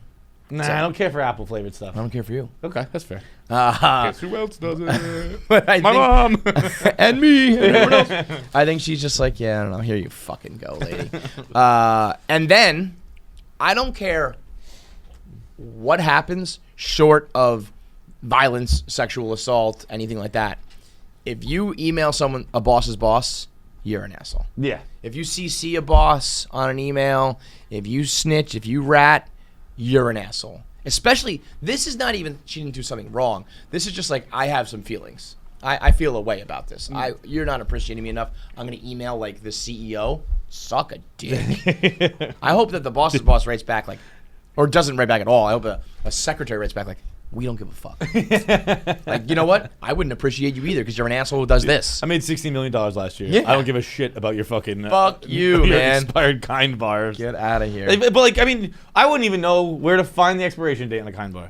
Like, have you ever picked up a fucking Anything in the bag doesn't expire. Yeah, I just fucking eat it. Yeah, that's Like, that's a what? fucking rule. It's not fucking like raw meat. Just No. fucking eat it. Right. It's fucking milk. Here are the things that expire: milk, meat, maybe cheese, because I feel like some cheese like is Cheese aged like just 17 expired. years. Yeah, And bread. You get like moldy. Yeah. Otherwise, It does expire. you know. No way. And it might get stale. Like the Yeah. cookies aren't crunchy. The things go soft. Bro, I hard, have whatever, I but- have a pair of fucking a box, a bag, or whatever you call them, of Chips Ahoy in my fucking cabinet right now. Been there for months. I just eat them. They're a little soft. They're pretty good. These babies now. These are sealed up nicely, but Oh, these but are. those are soft as shit. Are they? Oh yeah. Well, I'm gonna eat them. Yeah. Oh yeah. No, for sure. Yeah, we've been eating these since February, right? Oh no, you got a good crunch there. Yeah. All right. Never mind. I'm not interested in that. I like the soft Those ones. April. Those are April. You're good. Fine. Yeah. So this one backfired on you, didn't it, bitch? You're the asshole. All right, last one. Or let's see, a couple more here. What's the other one? We got 25 minutes, so it's enough time. Am I the asshole for not taking my child on vacation? 49 male. I have a 17-year-old child who has to get a very much needed medical surgery in a month or two. The medical bills costed us a lot of money to a point that we had to dip into our vacation funds in order to pay for it, but we paid nonetheless. I see where this is going, and this is fucked up. Yep. We have a trip coming up to go on a family vacation to LA. We do this every year. It's basically tradition, and we have each a separate fund so we can do all that we want while there. Basically fun money as well as basic necessities. Unfortunately, in order to pay for our child's surgery, we had to dip into the vacation funds, and now we can't afford to bring them with us. I can't just cancel this trip because that wouldn't be fair for their other younger brother, 11 years old, and my wife, 47, who have been looking forward to this trip all year since we couldn't go last year. I want them to come with us, but we've already spent the money on medical bills, and in my opinion, that's more important than a family vacation, and they should be more grateful. My child got upset when I told them this, and they haven't spoken to me much since, which I think is a little bratty. But I don't really know what else to do. Like I said, I can't cancel this trip. It wouldn't be fair for the rest of the family. But we've already spent a portion of their funds on this upcoming surgery and can no longer afford the trip. So wait a minute. So the sick child is not coming. Correct. Buddy, you are the biggest asshole on the planet. The biggest. It's not taking your kid on Holy vacation Christ. isn't an asshole thing. Going on vacation without your children, totally fine thing to do. If you're not bringing your kid as punishment because his very much needed surgery had made you dip into your vacation fund, and then he says, but we think it was worth it. You said it was a very much needed surgery for a child. Yeah. Yeah. I'd say it's worth it. Yeah, it is fucking worth it. Bro. Biggest asshole in the world. Like I think it's a little bratty that he's pissed off about this. As a matter of fact, you might get asshole of the year award. seriously, and if anything, I think you got to tell the 11-year-old son, we got to pick between one of you. And your sister's about to die, so they're going. But I mean, figure out a way to pony up another, $700 for. As you say, you're going to L.A. How right. fucking? You need a flight, and then she can sleep on one of them sleeping on a cot. You don't need an extra room it's not or whatever. Tokyo. You're going to L.A. Bro. Fucking drive. This is as bad as it gets. Dude, it's Am I the asshole for punishing my sick child? Holy fucking Christ on the cross. I let him know every night that he's really hurting the family with their financial problems, and if he could just magically get better, that would be a much better way to do it. But unfortunately, he's not going to get to see Grandma and Grandpa now. And what is which I'm sure are probably the only two people who love him in his life. And what do? They're going to go on vacation and we'll send you a postcard. Yeah. Like who's watching? Who's watching the kid? Who's watching the person who's picking the person up from surgery? Post-op, yeah. It seems like he's not even there. You're rolling out of the OR, and your brother's sending you Snapchats of him ziplining and the fucking he's out on the beach. Hey, look, the Hollywood sign. Thanks. I'm still in the hospital. Did you guys forget me here? That's some Feitelberg shit, man. All right, last one. Am I the asshole for blatantly cheating during a trivia competition at my place of work? I work at a company where there's a trivia contest a few times a week run by a guy who really puts a lot of effort into it. All the fans love it. It's really good, wholesome content that everybody loves. There's been a couple cheating instances that we thought we figured out. Most people realize, hey, this is just something cool that everybody enjoys, so why don't you just not be an asshole and cheat? But I said, fuck it, I'm going to cheat anyway. I blatantly did so on our last episode where I cheated so many times, it's borderline comical. I was answering questions that I pulled out of my asshole at the last second. My tone of voice made no sense. My eye movement made no sense. The answers I was giving made no sense. But I think that I brought attention to the trivia contest that already had a ton of attention and got a lot of views. It's one of our most well-watched videos on YouTube. Gets hundreds of thousands of views anyway, but I brought attention to it by cheating. So am I the asshole? I thought I was going to be the last guy. We got a new asshole of the year. Right? There it is. It is. If you cheat during a trivia competition, Who would do such a the thing? biggest scumbag on the planet Earth. If I was Team Minahan, I'd quit. I wouldn't be on a team. You wouldn't even be on a team. I mean, wait, with did I cheaters? say Team Minahan? I don't know what that means. How did I know that? If I was on that team with the person who ran in this fucking asshole, I'd quit on the spot. I will not be on a team with accused cheaters. No, sirree. You heard the man in the hypothetical You can't situation. do it. You can't keep your own honor if you stay on a team with accused cheaters. You're part of the problem at that point. You're complicit. There was an update to that one. I just sent it to you. Oh, did you? Okay. Yeah. An update on Reddit. Let me just check this. This is from the Reddit page. Today, a majority decision was reached by the Players Association of the Dozen Trivia Competition. I'm on the edge of my seat. Boy, bro. me too. Today, the Of decision the what competition? of the hypothetical trivia situation on Reddit. Okay. This person who wrote in, has been suspended. Temporarily suspension. My decision as commissioner of the hypothetical situation to suspend Trista, the person, for the entire season. No! The entire 21. She'll be back for season 3 in 2022-2023. The decision comes following damning evidence in the show, a horribly uncomfortable appearance on The Rundown, in which her teammate Pat agreed that her performance was suspicious, a tweet implying that she brought buzz to the show, Kirk pushing me to step up and take control of the show, her breaking the rules in the middle of the show. I mean, you can tell that Dave wrote this because he said the show 50 times. And the most disliked episode in the history of The Dozen on YouTube. That Team Minahan, they said it too. What a coincidence. Yeah. Can replace her on the team and will get to keep their win based on past precedent. However, Uptown Balls will not be given a loss. See, now, if I had a vote in this, I would have voted for temporary suspension, which I guess maybe that is. I thought it was going to be it's not a lifetime ban. I thought it was going to be less. I thought temporary suspension meant... You did get a vote. I did? Yeah, you should have. It's in your email. I think all competitors... Jackie, the original 39 members got a vote, so you should have voted. No, I know. I was kidding. Like, I was still pretending I didn't know what we were talking about. I'm so fucking serious. How could I get a vote on this Reddit thing? I did get a vote. I did vote for temporary suspension because I do think that if you get caught in the cheating such as that, you should have a chance to prove that either you did or you didn't. And I think it's funnier if you it's like you just start to suck afterwards. Yeah, like if this person went on... If you did something outrageous, like you got 2 points in the fucking competition. Like something just like beyond the pale. Like you averaged like 14 points a game. And somehow you only got 2 in the live show. If that were to happen. The commissioner of this league said he may release a statement saying, "My message to all contestants, do not come on The Dozen and make a fucking mockery of the show. The next penalty levied against someone wrapped up in a cheating scandal will be a permanent ban." Permanent ban, so this is it. This is going to be called the, what was the name of this girl from Reddit? Trista. This will be called there's Jordan rules and Brady rules and shit. This is the Trista rule. The next person to be. If you look at the form, it's actually Trista Kirk. So whoever wrote that one. Yeah. Okay, asshole. Let's do our voicemails. All right, let's get into our voicemails. It's brought to you by Lightboxer. Lightboxer is the #1 at-home boxing workout equipment in the game. Look at this guy. See this guy? He's got hands on fire. You think that he would know how to do that if he didn't have a Lightboxer at home? You think? No, I don't think he would. I don't think he would because he's at home.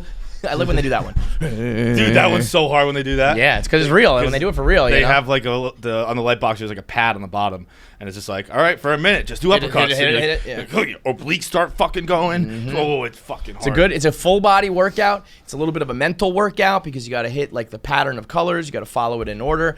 You get some aggression out. You do the cardio. You work your muscles. It's fun. You feel like you're Rocky. You feel like you're in an MMA, you're fighting Conor McGregor, and you learn how to throw those hands. And in case you ever really get McGregor. Not anymore, baby. It's 2 of us now. Look at this guy.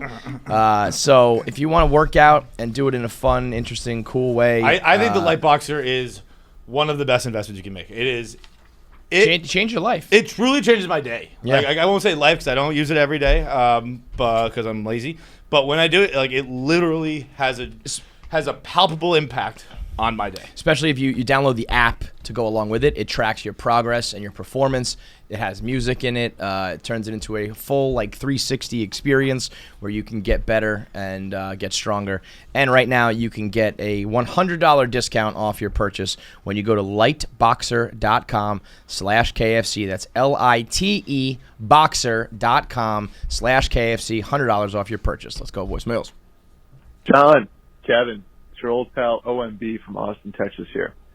First time, long time. But I wanted to have you guys do a little math for this question. So, going back, say, 10,000 years or so to the dawn of civilization, how many people do you think your direct paternal line, like your dad's dad, dad's dad, how many people collectively do you think they have murdered? Right? To be at war, survival, crime of passion, who knows? But how many people do you think they've murdered? I have a Viking spot in my lineage, so afraid my count might be a little up there. Thanks, guys. I mean, it's gotta be weird if you are Asian and you're probably related to Genghis Khan. And it's like, yeah, my great was a murderous, rampaging, marauder rapist. That's tough. It's tough. Like there's gotta be. I think didn't they hunt this person down for like a documentary? Didn't they find Hitler's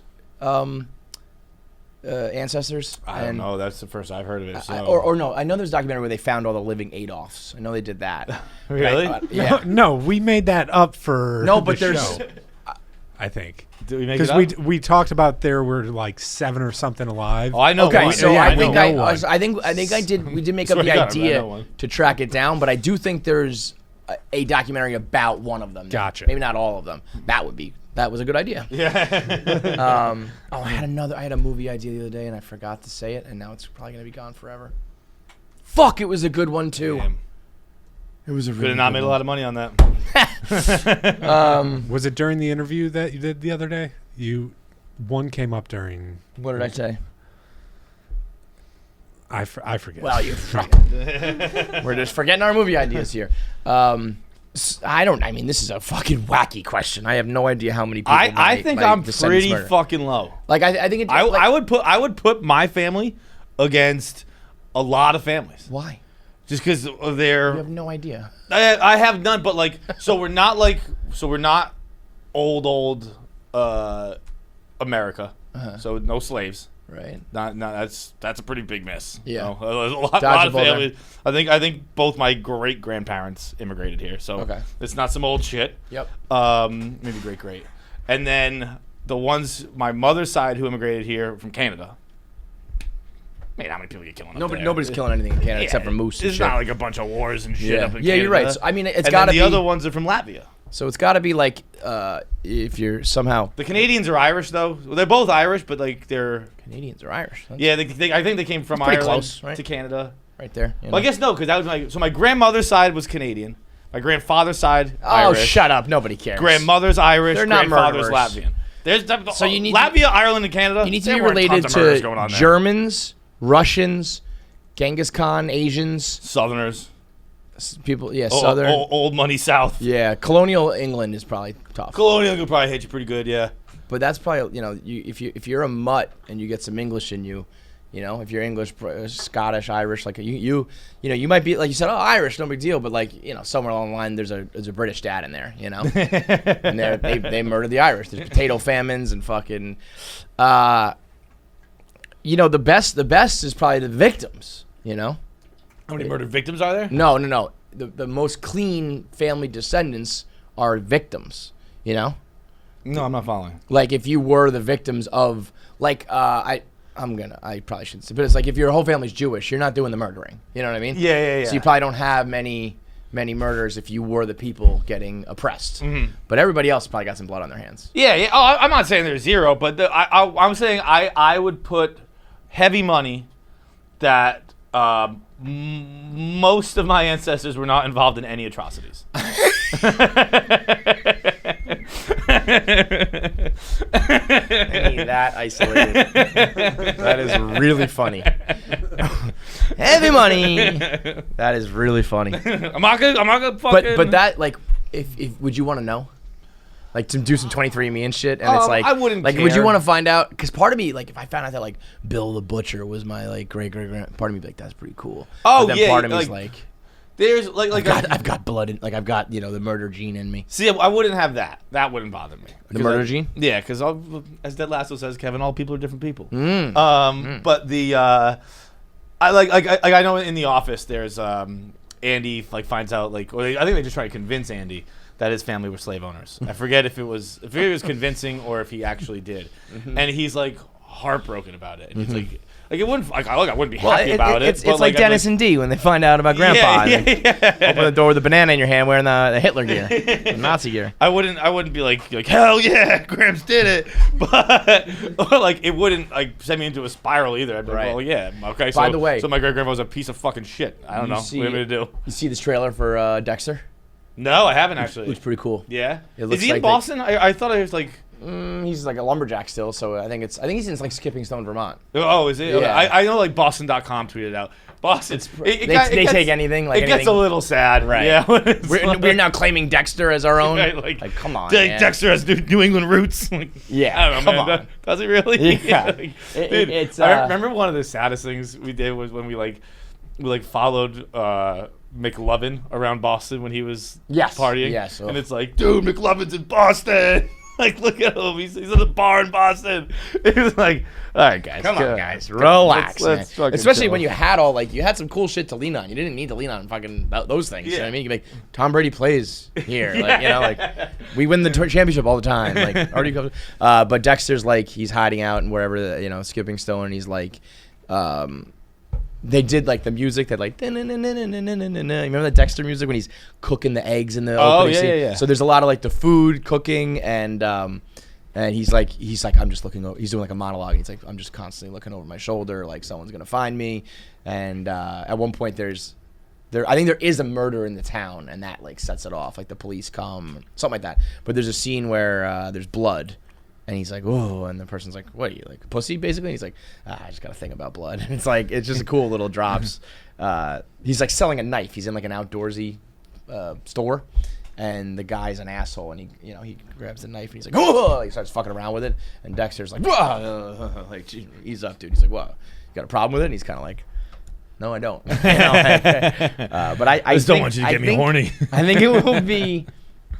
I think it has a chance. It's a cool, like, we're going to right the wrongs. Yeah. You know? Like, what if one day Game of Thrones has a season 8 or some shit, and it's like, or 9, whatever it was, and like, we're going to fix it, you know? Because that's what Dexter's trying to do here. And I think knowing...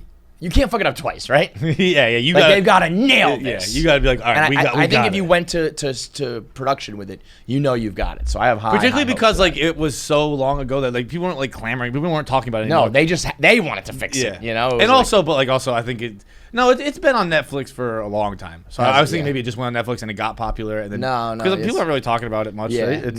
No. It's. I think it's gonna do well though. Hey, what's up, fellas? Quick one for you. So, what is a word that you either use or heard a lot that sounds like it should be a racial slur, but is not? So, KFC, know you're a big fan of the term jamoke, something like that. Sounds like something my old Italian grandfather would say. Totally isn't. Also, something along those lines. Also, if either of you know where I could find a reasonably priced apartment in Metro Atlanta, about a 45-minute commute from the airport, that'd be great. Later. I thought he was really just gonna ask for an apartment. Like maybe some stoolie would listen and find out. That was funny, bro. That was good. I told you when we were driving out to the live show, I was showing Kevin. The place is looking great. It was not decimated by the hurricane. It's not decimated by the hurricane. It's looking real nice. And actually, another thing on the way out to the live show that I brought up that we forgot to talk about, your boy has control of his money now. Hey, and my mom gave me all my money. Mm-hmm. my mommy like gave me the password, and now I got all my money. And the second it happened, my first thought was, I'm gonna buy drinks for everyone at the live show. Yeah. You know what you are? Spend a quick couple $1,000. Dude, you know what you are? You got out of your conservatorship. and you're like free Johnny. Yeah. And this is what Brittany's gonna do too. She's gonna ball out and spend all her money the way you did. Yeah. Everyone's gonna Maybe some people need a conservatorship. People can be like, you see? Yeah, we told you. We told you. Brittany's gonna go on a spree of buying houses just to burn them down. Could you imagine if Britney Spears bought in Newman, Alabama, Newman, Atlanta, Noonan, Georgia, baby. Noonan, Georgia. Come on. Jamoke definitely sounds like a racial slur. The Yak did this with Gick. They just made up the term Gick. They're like, these fucking Gicks keep running around here. It sounds very racist. This is not like a made up one. I can't believe we say black. The blacks. When people say like the blacks, the black vote or the blacks are coming out to But vote, that's actually times change. That's actually the preferred nomenclature now. I know, but that's crazy to me. It's I think the blacks is probably not very used, but like the black vote and like black people. Yeah, I feel like I hear blacks. Well, maybe we run in different circles. It's because I think like people would just generally refer to a person with dark skin as an African American. Yeah. But most black people aren't African American. Not Or everybody's some are, but yeah, yeah. I mean, like this is an argument we that's had what I with, mean. It's with like- David Ortiz. Is David Ortiz black? Right. And I was like, yes, he is. He's black. He's Dominican. But But even he's that black. is like, We gotta get you know, a new voicemail quick. if you want to talk about like the literal definition, like this is black. Nobody except for fucking remember Queeth Dwaney on Syracuse? That guy was That guy was the color of this fucking cat. the fact that we were just like, it's a catch-all with a fucking color from Crayola sounds fucking like I can't believe that is used on like the news and shit in like journalism. That's crazy to me. I think it's what. But if that's black what they community wanted. Yeah. It's you know what I mean? New voicemail.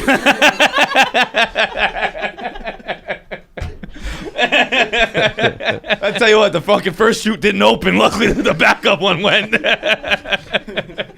You really weren't. You're really not gonna be happy where I was going next. Last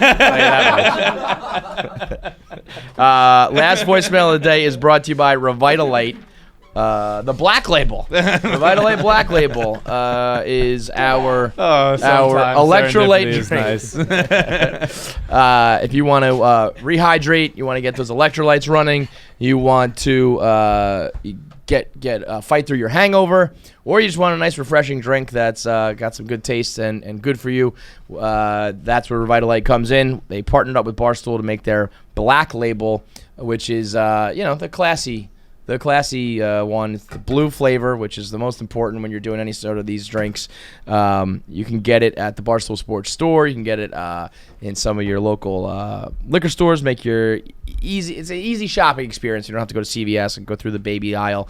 And you can drink it before you go out for the night. You can use it as your mixer. You can drink it in the morning afterwards and help you get through that hangover. So go to the Barstool Sports Store. That's store.barstoolsports.com, and you can get your bottles and tag us at Drink Revitalyte with any of your pictures, your morning after stories. Post on IG at Drink Revitalyte. Last voicemail. Real quick before the voicemail plays, just kind of scrolling Twitter, and I'm seeing some tweets from our Barstool Confessions episode, which is out today. And did you grow up, and were you taught as a child and into adulthood that Mary Magdalene was a prostitute? I wasn't taught that, no. But did you think it? Do you think it? I found that out from like the Da Vinci Code. Okay, but you thought it, because apparently it's not true. So like when we were during confessions, Chaps was talking about how Jesus never did anything wrong, and I was like, well, he fucked whores, and he used a hard W, and and he was like, what? Like Chaps had never heard this before. Yeah, no, I definitely heard. I guess there were two schools of thought that either she was. Oh, you know what it was? I think in the Da Vinci Code, the story was that it's a made up story to like slander her. Okay, but it was a thing. Yeah. But I think Chaps had never heard of it. Okay, so maybe he's saying that's not true, but it's definitely a thing out there. Yeah, it was like, no, he looked it up. He's like, you're right. There are like people who think that. Because I think the whole story was that they tried to keep the matriarchy down. Yeah. They're like, no, she's not, because that's like I think the whole Da Vinci Code was that she is the. Right? Is Mary Magdalene was the one that was carrying his seed or some shit like that? Yeah, I very much. Right. Yeah, I think so. They were trying to like slander her and they called her a whore. But yeah, that's okay. Bad PR for Mary. Real rough. Last just one. say you had the twisties. What's up, Casey? Fights, Jackie, Nick, everybody else up there. I got a kind of an am I the asshole question for you. Talked to this girl for a few months now, and every time that we hook up, we do it in the posterior, and for just once, I'd like to do it regular, but she doesn't want to. Am I the asshole for that?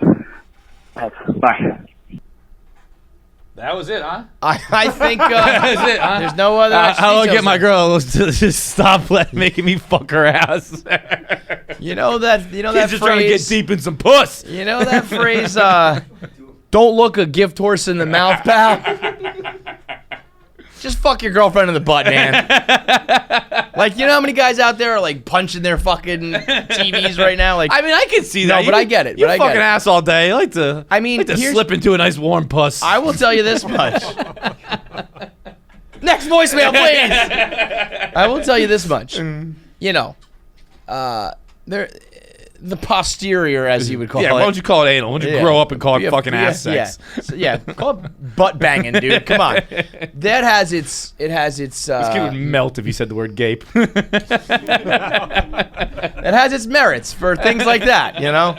And there's some things that are physically appealing about it, but A, there's a lot of things that are not physically appealing about it, and B, that's mostly a porn thing and a mental thing, a taboo thing, you know what I mean? Yeah. When it comes to just what feels best around your dick, it's not the butt. No. It's the thing that was truly designed for it, you know? It's like, whether it was God, whether it was evolution, whatever you believe, the pussy's about the best designed thing in the world.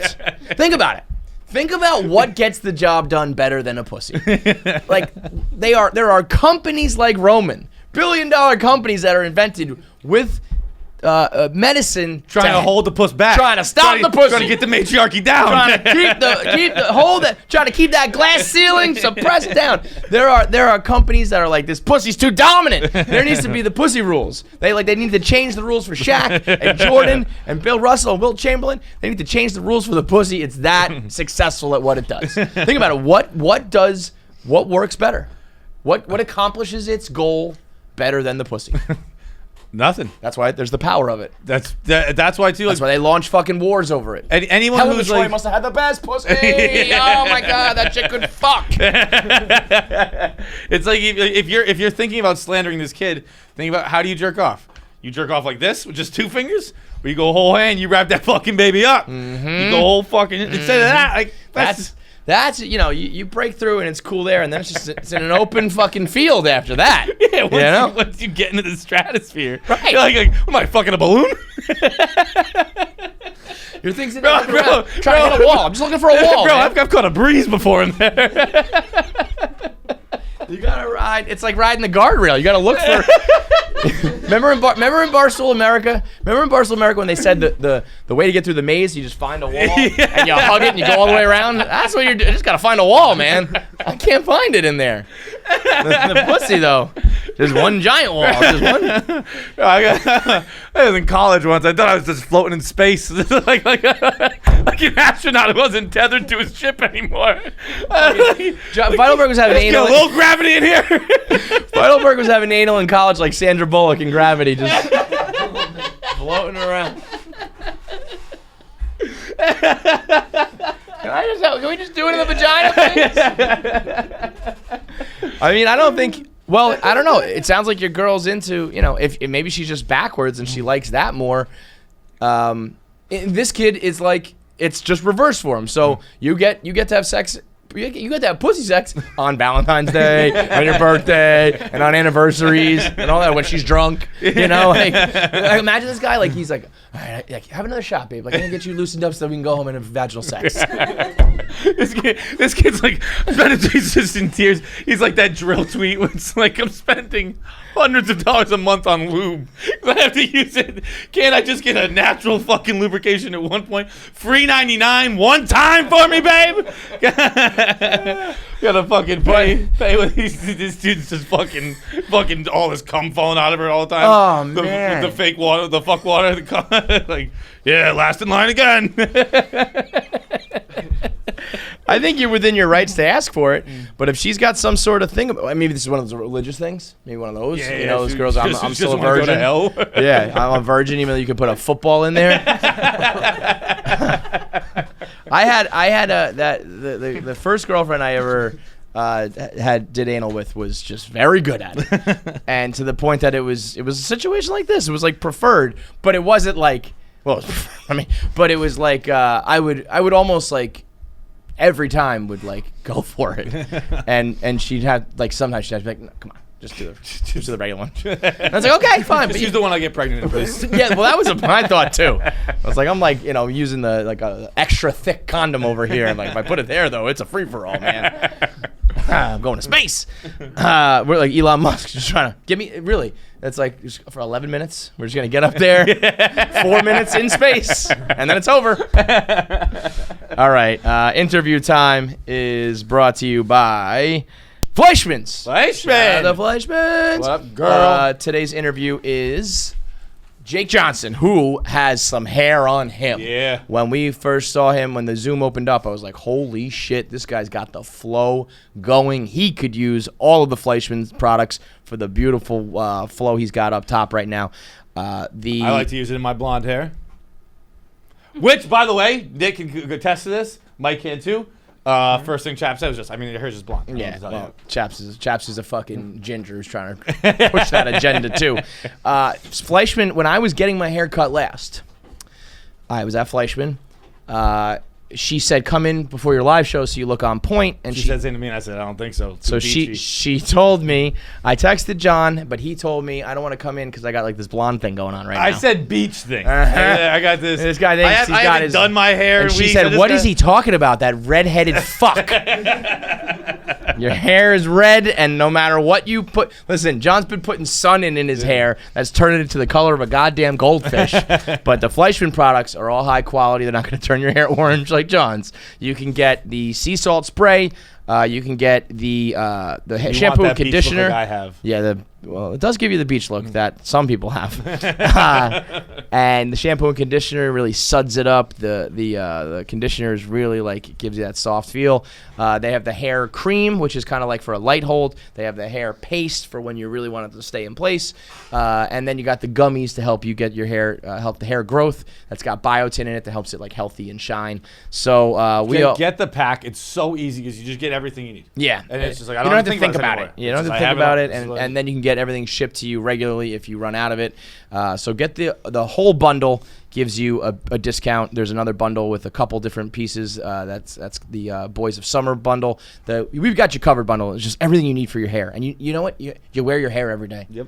There's no day that you're like, I'm not gonna wear my hair today. You have your hair on your head every fucking day. So make sure it looks its best. And I think it's like the price of a shirt. Like the shirt, right. A shirt you'd wear once every other week, once every Monday if your mom lets you. Rather just get like you wear it every single day. Every time. So make sure it looks its best. Spend that money. And for you 4 months. And you can get 20% off additionally when you use the promo code KFC. So if you go to Fleischman Salon, FLEISCHMAN, FleischmanSalon.com, at the top you click shop, or you can just go /shop, and 20% off when you use code KFC. Then you do the bundles, you get like another 15%. So everything you need for your hair to look good and sharp and thick and on point at a very good price. Me, Fights, Jake Johnson's going to use it.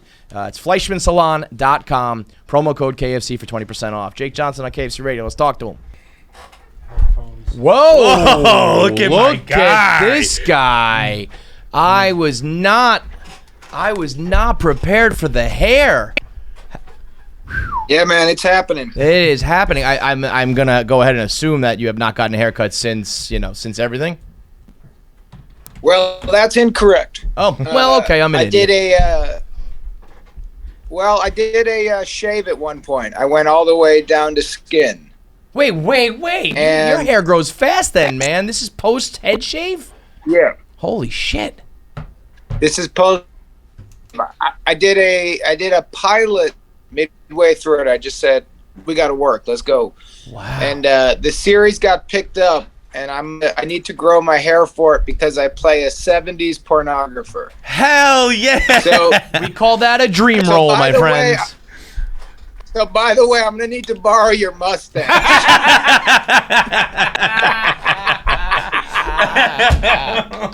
So man, my hair is good, but I need that stash for the job.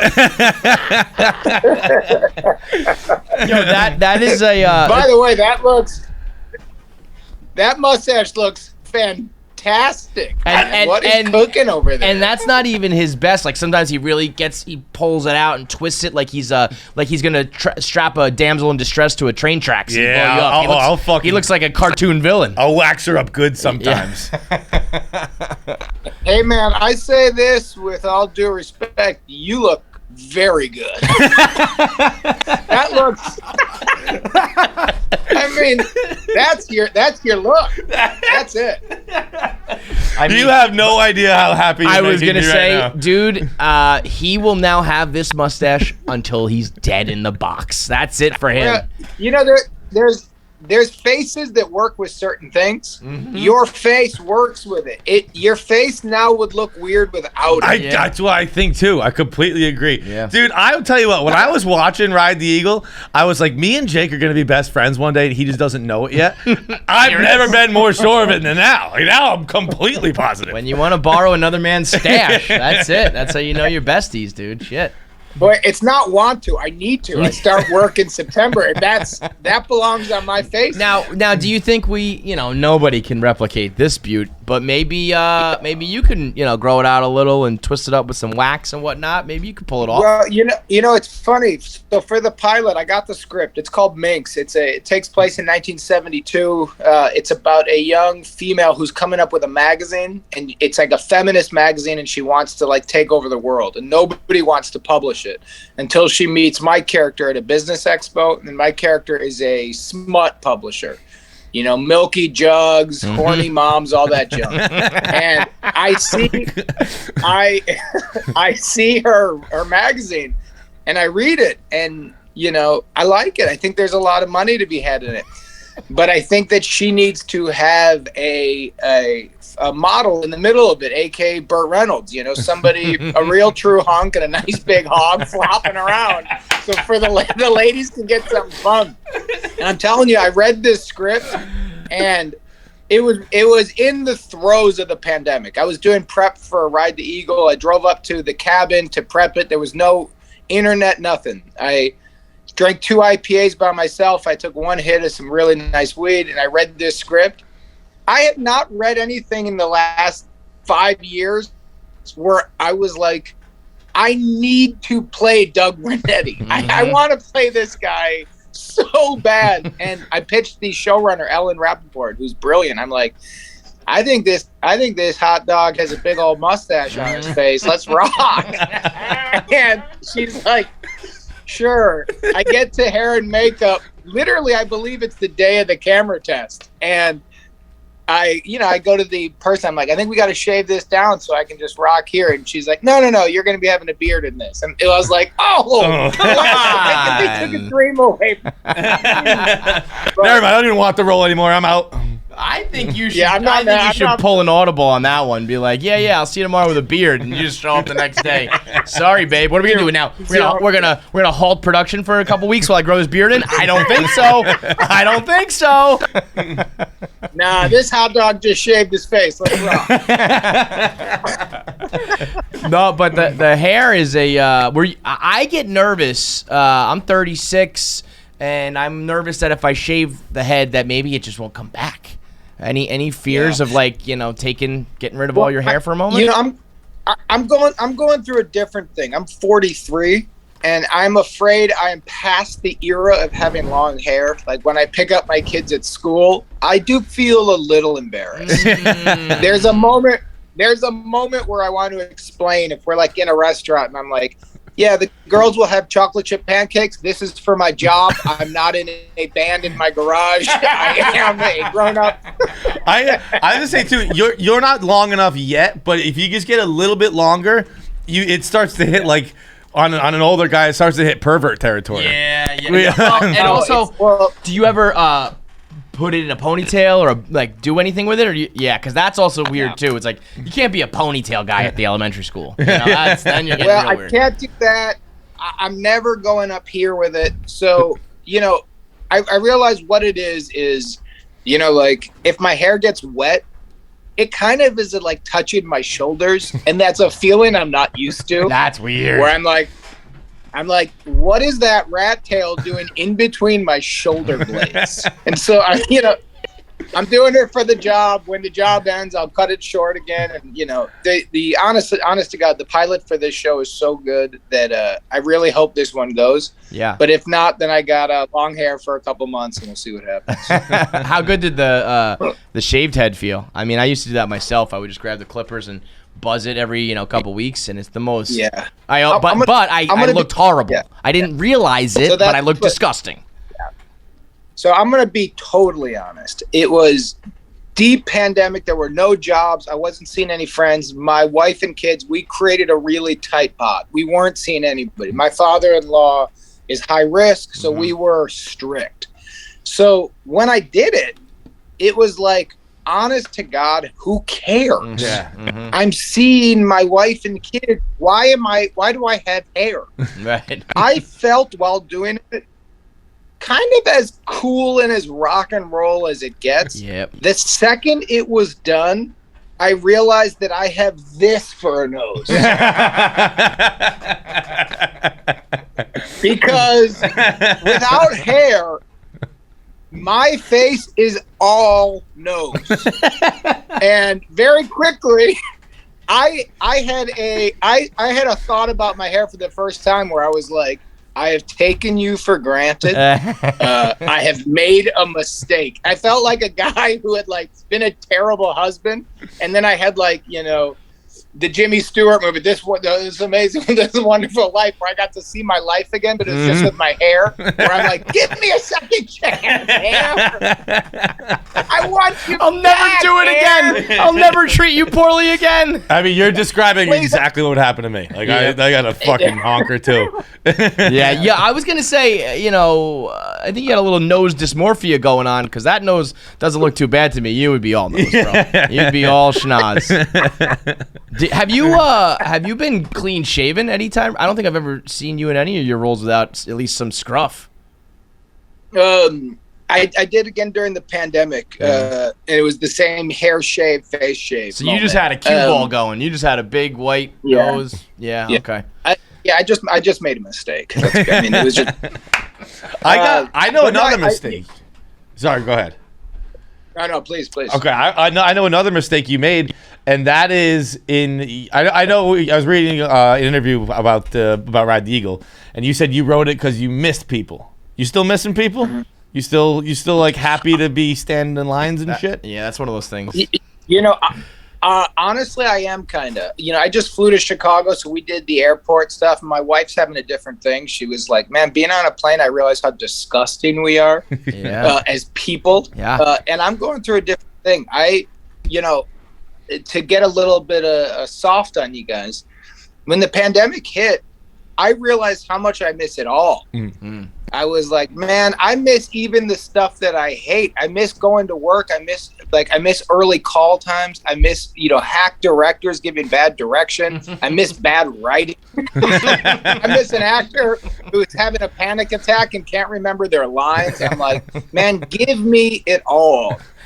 So Ride the Eagle came, Trent O'Donnell, who did over 70 episodes of New Girl. He was really, I mean, for lack of a better way of saying it, he was really my guy there. Like, he made everybody laugh in a way. He kept the crew light. And to be a TV director, part of your job is like a great manager of a team of veterans. Mm-hmm.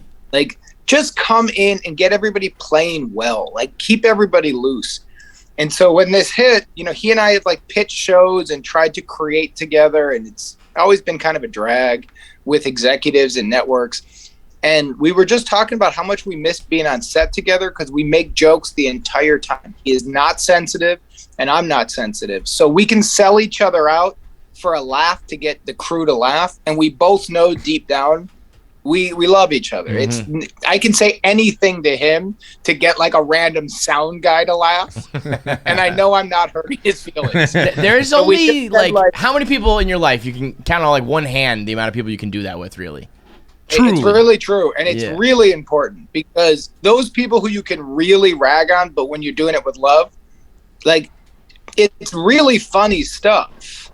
Yeah. But you can't do it. You do it to the wrong person, and they're mad at you for a decade. Yep. You're like, well, no, I'm trying to do a routine with you, man. Like, I'm not against you. Yes, and come on, we're doing a scene here, pussy. Relax. Have some fun. You're my guy. Yeah. Yeah, but so in doing that movie, it was really all for us. It was all joy, and so honestly, it was. I'm still kind of in that phase. How much weed do you smoke? Because you smoke weed so cool. Like I never think I that's always been a thing people say, like, oh, like cigarettes are cool, and I don't think I never necessarily think like seeing someone smoke a cigarette looks that cool. But the way you smoke weed in this movie, I kept going, God damn, that's fucking cool. You're just like holding a joint weird, or you'll do something weird with the smoke. It's just like, it looks fucking sick.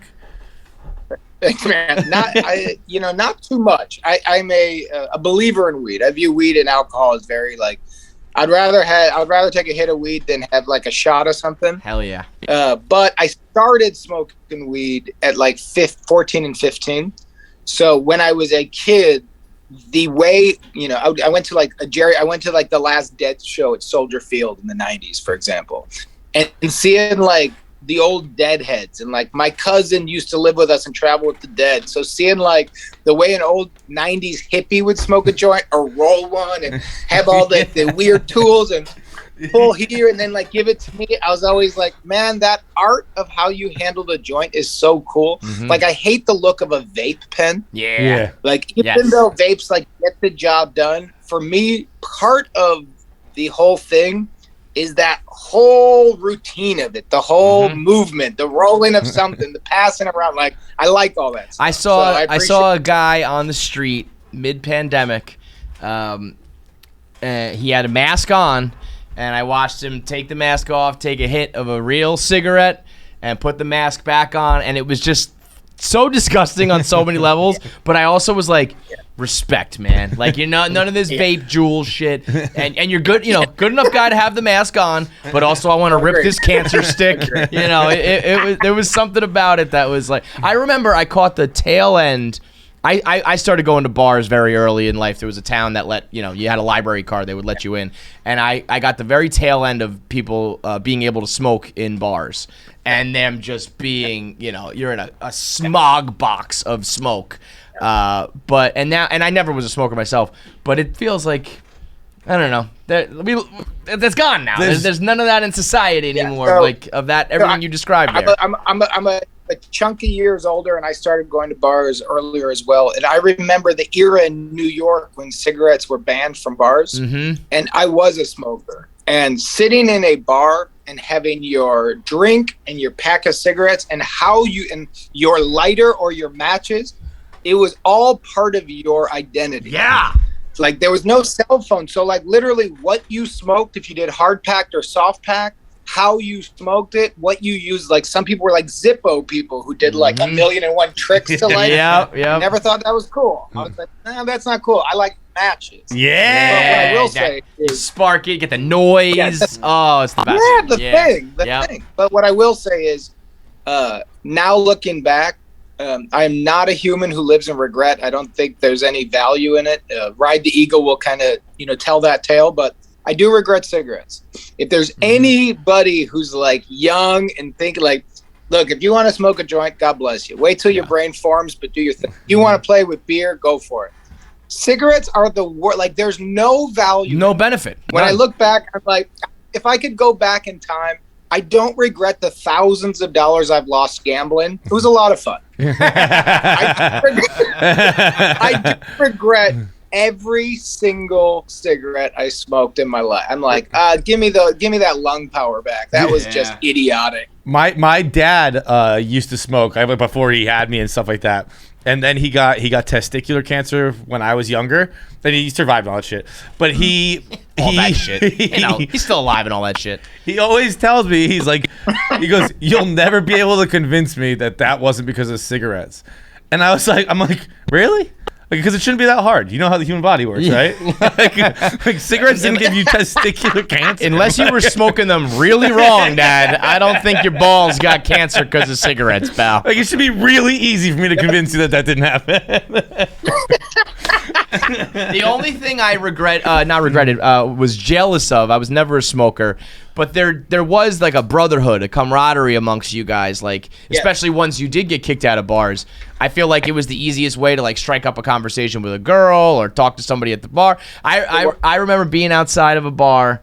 My buddy did smoke, 2 pretty girls, And he's like, let's go, we'll offer him a cigarette and we'll smoke. And I'm not a smoker, so I'm trying to be cool, and I'm like, and I'm coughing up my lungs, and I'm not inhaling right. And she goes like, are you sure you smoke cigarettes, man? And I was like, yeah, totally. What's your number? We'll hang out sometime. Just looking like an asshole. But that little crew outside of a bar, it was the easiest way to have an instant connection. Like, we're going to die of cancer one day. What's your name?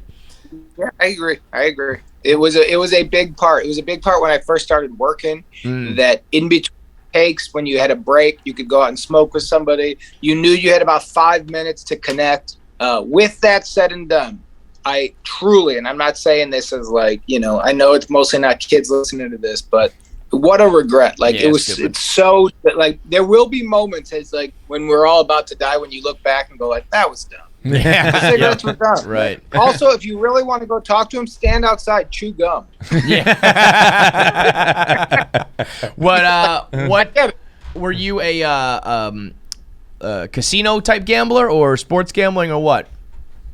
I was, so my mother, when I was growing up, was in her first marriage, she was a professional poker player with her first husband. They did home games in Chicago. Yeah. So they would do they were in the projects on the Northwest side, and they would host neighborhood games, but that's how they made their money. So growing up, cards always had this significance in my house. Like if we played Go Fish, for example, even as little kids, if I tried to put down trips, my mother would tell me I was playing bad cards.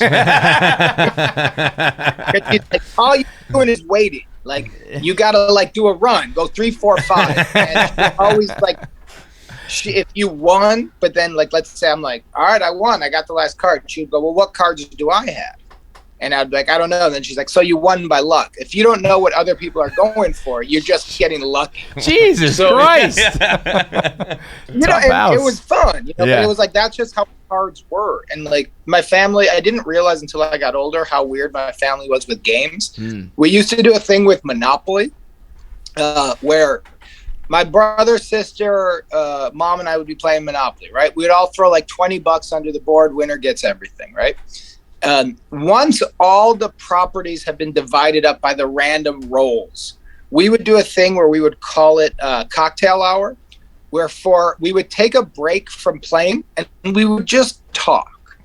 And that talking was we would make trades. But the trades, because we were always just the four of us, would always be the same alliances. And so you do some really garbage stuff where my brother and I would be like, if you ever land on mine or I land on yours, we don't charge each other until our sister's out of the game. It led to when my cousins would come by, throwdown brawls. And looking back, it was total garbage, but we just believed that's how you played. But as soon as I was of legal age, I started going to casinos. When I first moved to LA, I worked at one down in Inglewood for a while. What did you do? I was a third-party player, so I played cards and I was the bank for a company. It's a confusing thing, but it's not as cool as it sounds. Or you're making sure that there's money on the table. Okay. Because the California casinos have legal loopholes, so I need to make sure people were playing. Oh, that's cool. So everything. Is poker your game of choice?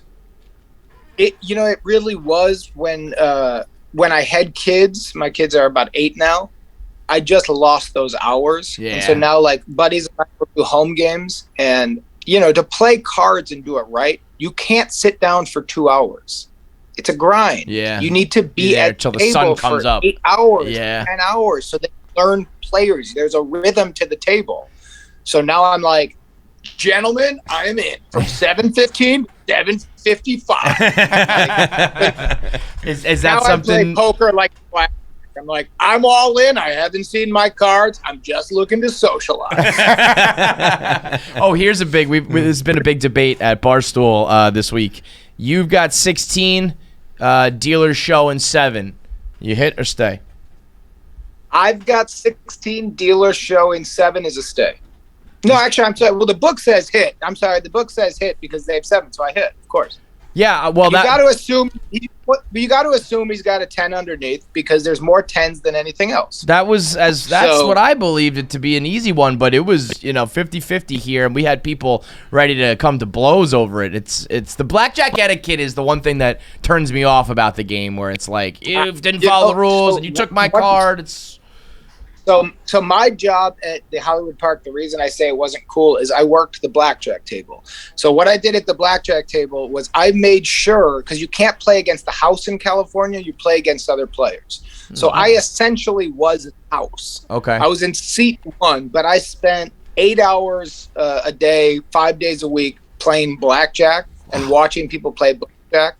And what was taken away from me, which I no longer have, is the bullshit that people think at a blackjack table where this is a hot table or we're on a run or C8 fucked us. Or if you didn't hit the 15, the next card was a 6. Now you fucked the deck. Yeah. And these losers believe that there's a method to it.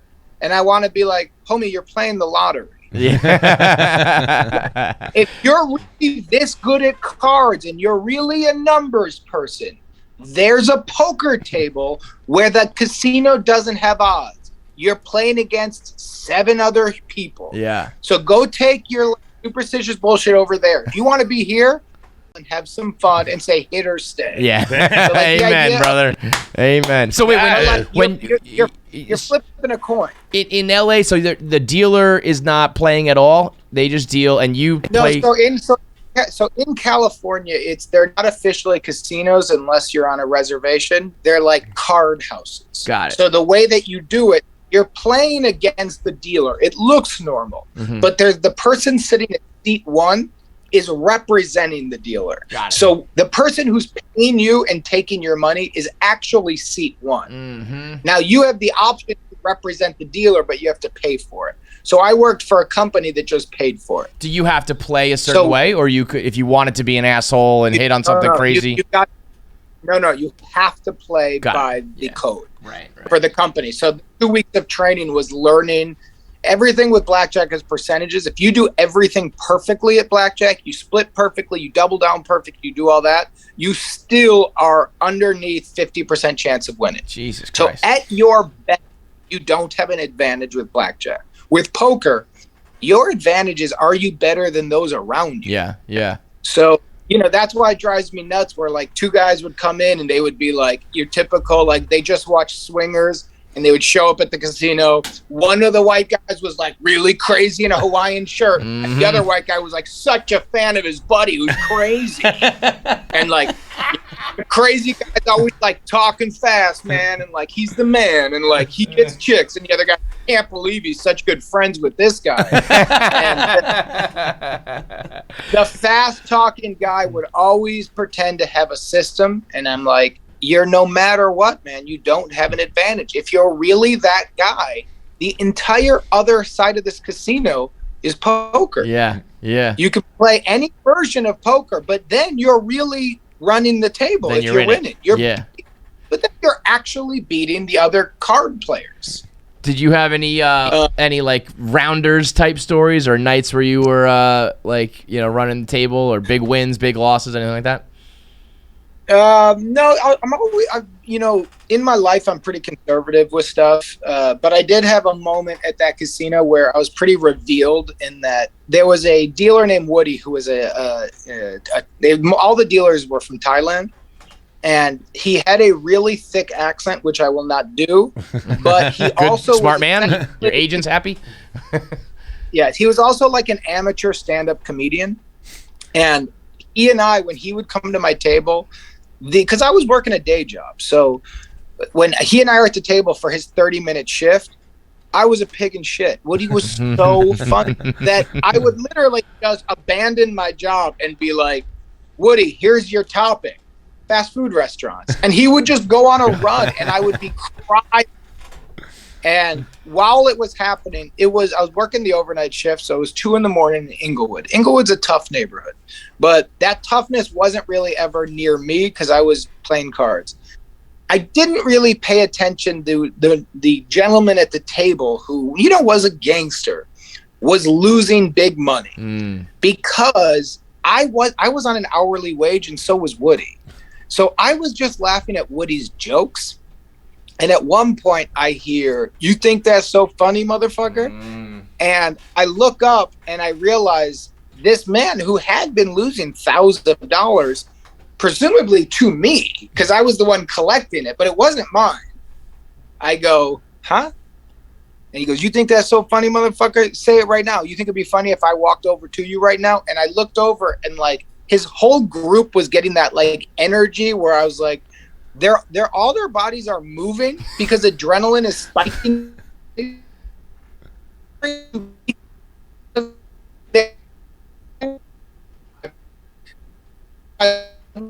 I'm like, they're seeming to get more energetic while I'm getting more lethargic. And so,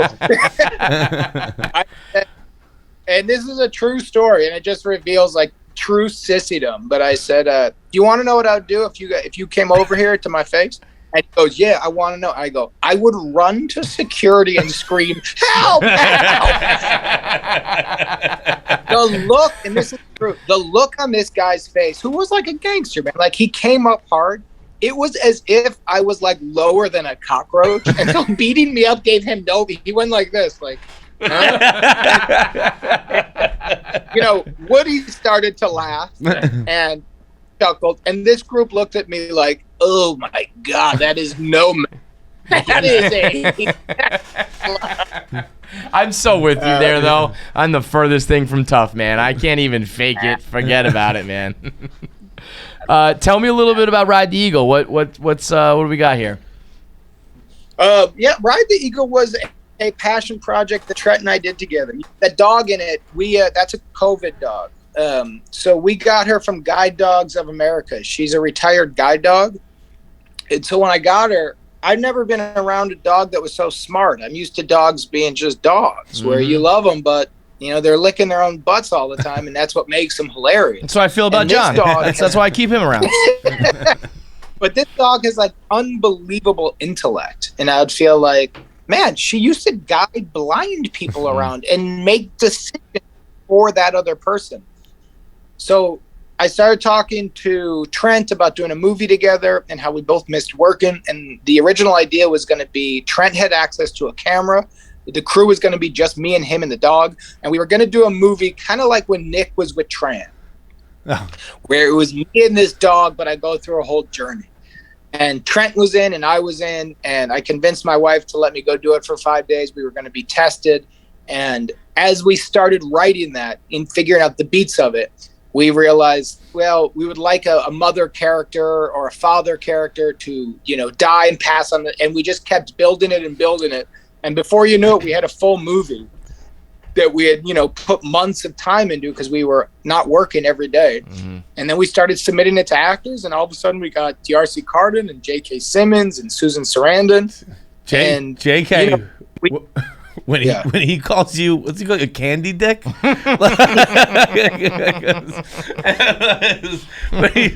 the fuck are you, you fucking candy dick? He's got to be like the best angry actor ever. When he's angry, I mean, all of his movies recently, he's been a big fucking asshole to everyone. He's a scary guy.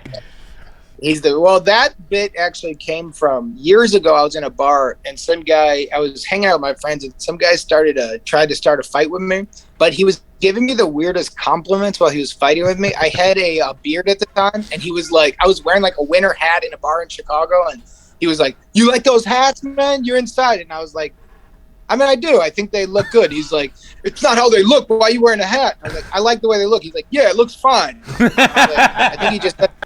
And then he goes, "You like that beard? Why you got a beard?" And I was like, "Yeah, I like the beard. I think I grow a full beard." And he's like, "You do grow a full beard. Why you got a beard?" And I'm like, I don't know if this guy's trying to fuck me or fight me because these are kind of compliments. You do have soft lips. Yeah, I would like to kiss them. Yes, I would. Yeah. I think you got beautiful brown eyes, but in the same sense, I hate you. So that was the kind of origin of the movie. Was we wanted to do a thing where, you know, in that period of time, obviously, everybody was hating each other so much. And all I could ever see on the news or social media was how everybody hated each other and was saying, we'll never get back together. Everything's divided forever. And I just got sick of that rhetoric. I do think, obviously, human beings have different beliefs, but I also believe we're on a little bit of a hype train of division right now. And I was like, honestly, like and I was just kind of bored of everything I was seeing. And so we wanted to just make a movie that was not a lesson. It was not anything. It was just enjoyment. It's a positive movie. It's meant to feel good. You know, we shot it in 10 days. We took longer to write it, obviously. But the idea of this one was like, man, sit back, take a hit of weed, and enjoy the fucking ride. It is. There are a lot of times where people come through and I'm like, you're kind of wasting your time. Like, I don't think it's going to resonate with our audience. But I'm happy to talk to you. This one, I'm like our audience will love Ride the Eagle. I can guarantee that. Although, see, I kind of want to talk about something that is like a spoiler, but it's not a spoiler. Can we say, is it a spoiler to say you don't die in this movie? Me? Yeah. No, that doesn't feel like a spoiler. Okay. You'd be surprised, brother. People get all bent out of shape about anything as a spoiler now. But yeah, no, that's not a spoiler. But at the end, I thought it was like an all-time twist, because at the end, when you slipped down the mountain, I thought you broke your back and died, and I thought that was going to be how the movie ended. It's really funny because, you know, it's a low budget movie. You know, we made the movie for $250,000. Yeah, Trent and I and the Joe Hardest, we just wrote checks. We didn't want to pitch it. I didn't want any executive. I didn't want any outside voice. We kind of went back to the roots. There was no craft service. You know, we held our own microphones. I mic'd myself every day. We just wanted to make what a hero you are. Yeah. Let's make sure we get that out to the press. Jake put on his own microphone. Well, here's where I am a hero. I had to tape my chest. And if there's any evidence with my, you know, I'm not a twink. I got some hair there, so every day I'd be like, come on, cowboy. That's great. Yeah, it does seem. But the truth of this movie was that it was made for the right reasons. A lot of projects I've done, you just kind of do a job because you do a job. This was really one of those. Everybody who worked, no one made any money. Susan Sarandon's not like getting paid for this. We didn't have the money. You know, it was everybody wanted to act, and the crew wanted to work, and they wanted to move equipment, and it just felt like, man, it felt so good to work again. It felt so good to take our masks off and be like, let's just fucking normal again. Amen, brother. We're gonna leave you with one question here. I just drew a card from our deck of questions here. It's this one actually. To wrap up here, if you were to be murdered, who would be the most likely suspect? To murder me? To murder you. It would have to be like one of my relatives from like, you know, some like aunt or uncle or cousin who thinks I haven't like given them money since I got on TV. I used to play poker with that guy back in the day. He didn't give me a dime. Yeah. Somebody who I couldn't pick out of a lineup. And I'm like, oh, so you're my second cousin? All right, man. We appreciate the time as always. Ride the Eagle. July 30th. Before we let you go, too, can you just say something like, I'd do another season of New Girl, just so we can put that out? Yep. Just just give us just say I'd do another season of New Girl. No. Almost had him. Because that shit's gonna be on Yahoo. That's the point. That's the point, Jake. So here's a funny thing in terms of that. Years ago, when I first started, I was doing an interview in person like this, and we were just doing bits. And they said, "What's the worst part of being recognized now?" And I did a joke, and I said, "The amount of time I have to do a selfie with another man and our ears touch each other." Because selfie like this, some people get it, and some people, just because I guess they're a little nervous or energetic, will go heads in. Ear to ear is so intimate. Yeah. It's when you brush across a random man's ear with your ear. Yeah, I'd be like, whoa. So about a week later, I'm on Yahoo checking my email, and it says, "New Girl star to male fans, "Don't touch me," and I thought, "Ooh!" I literally thought, "Ooh, Zoe Deschanel in trouble." I start seeing the comments. There's like 20,000. They're like, "You're not even famous. You should be lucky." And all I'm thinking is like, "Oh." I'm like, Zoe's famous as hell. When I see my name, I was like, oh, fuck. Yep. Well, now the headline's going to be, he says he won't do season 2. So another season. So, either way, you're fucked. Here's what I'll say to you guys. We've been doing these together for a lot of years, and I appreciate it. And we've signed the contract. New Girl's coming back. Season 8. Yeah. My man. Thank you so much. Everyone go see Ride the Eagle, and we'll talk to you next time, man. See you guys. Later, Jake.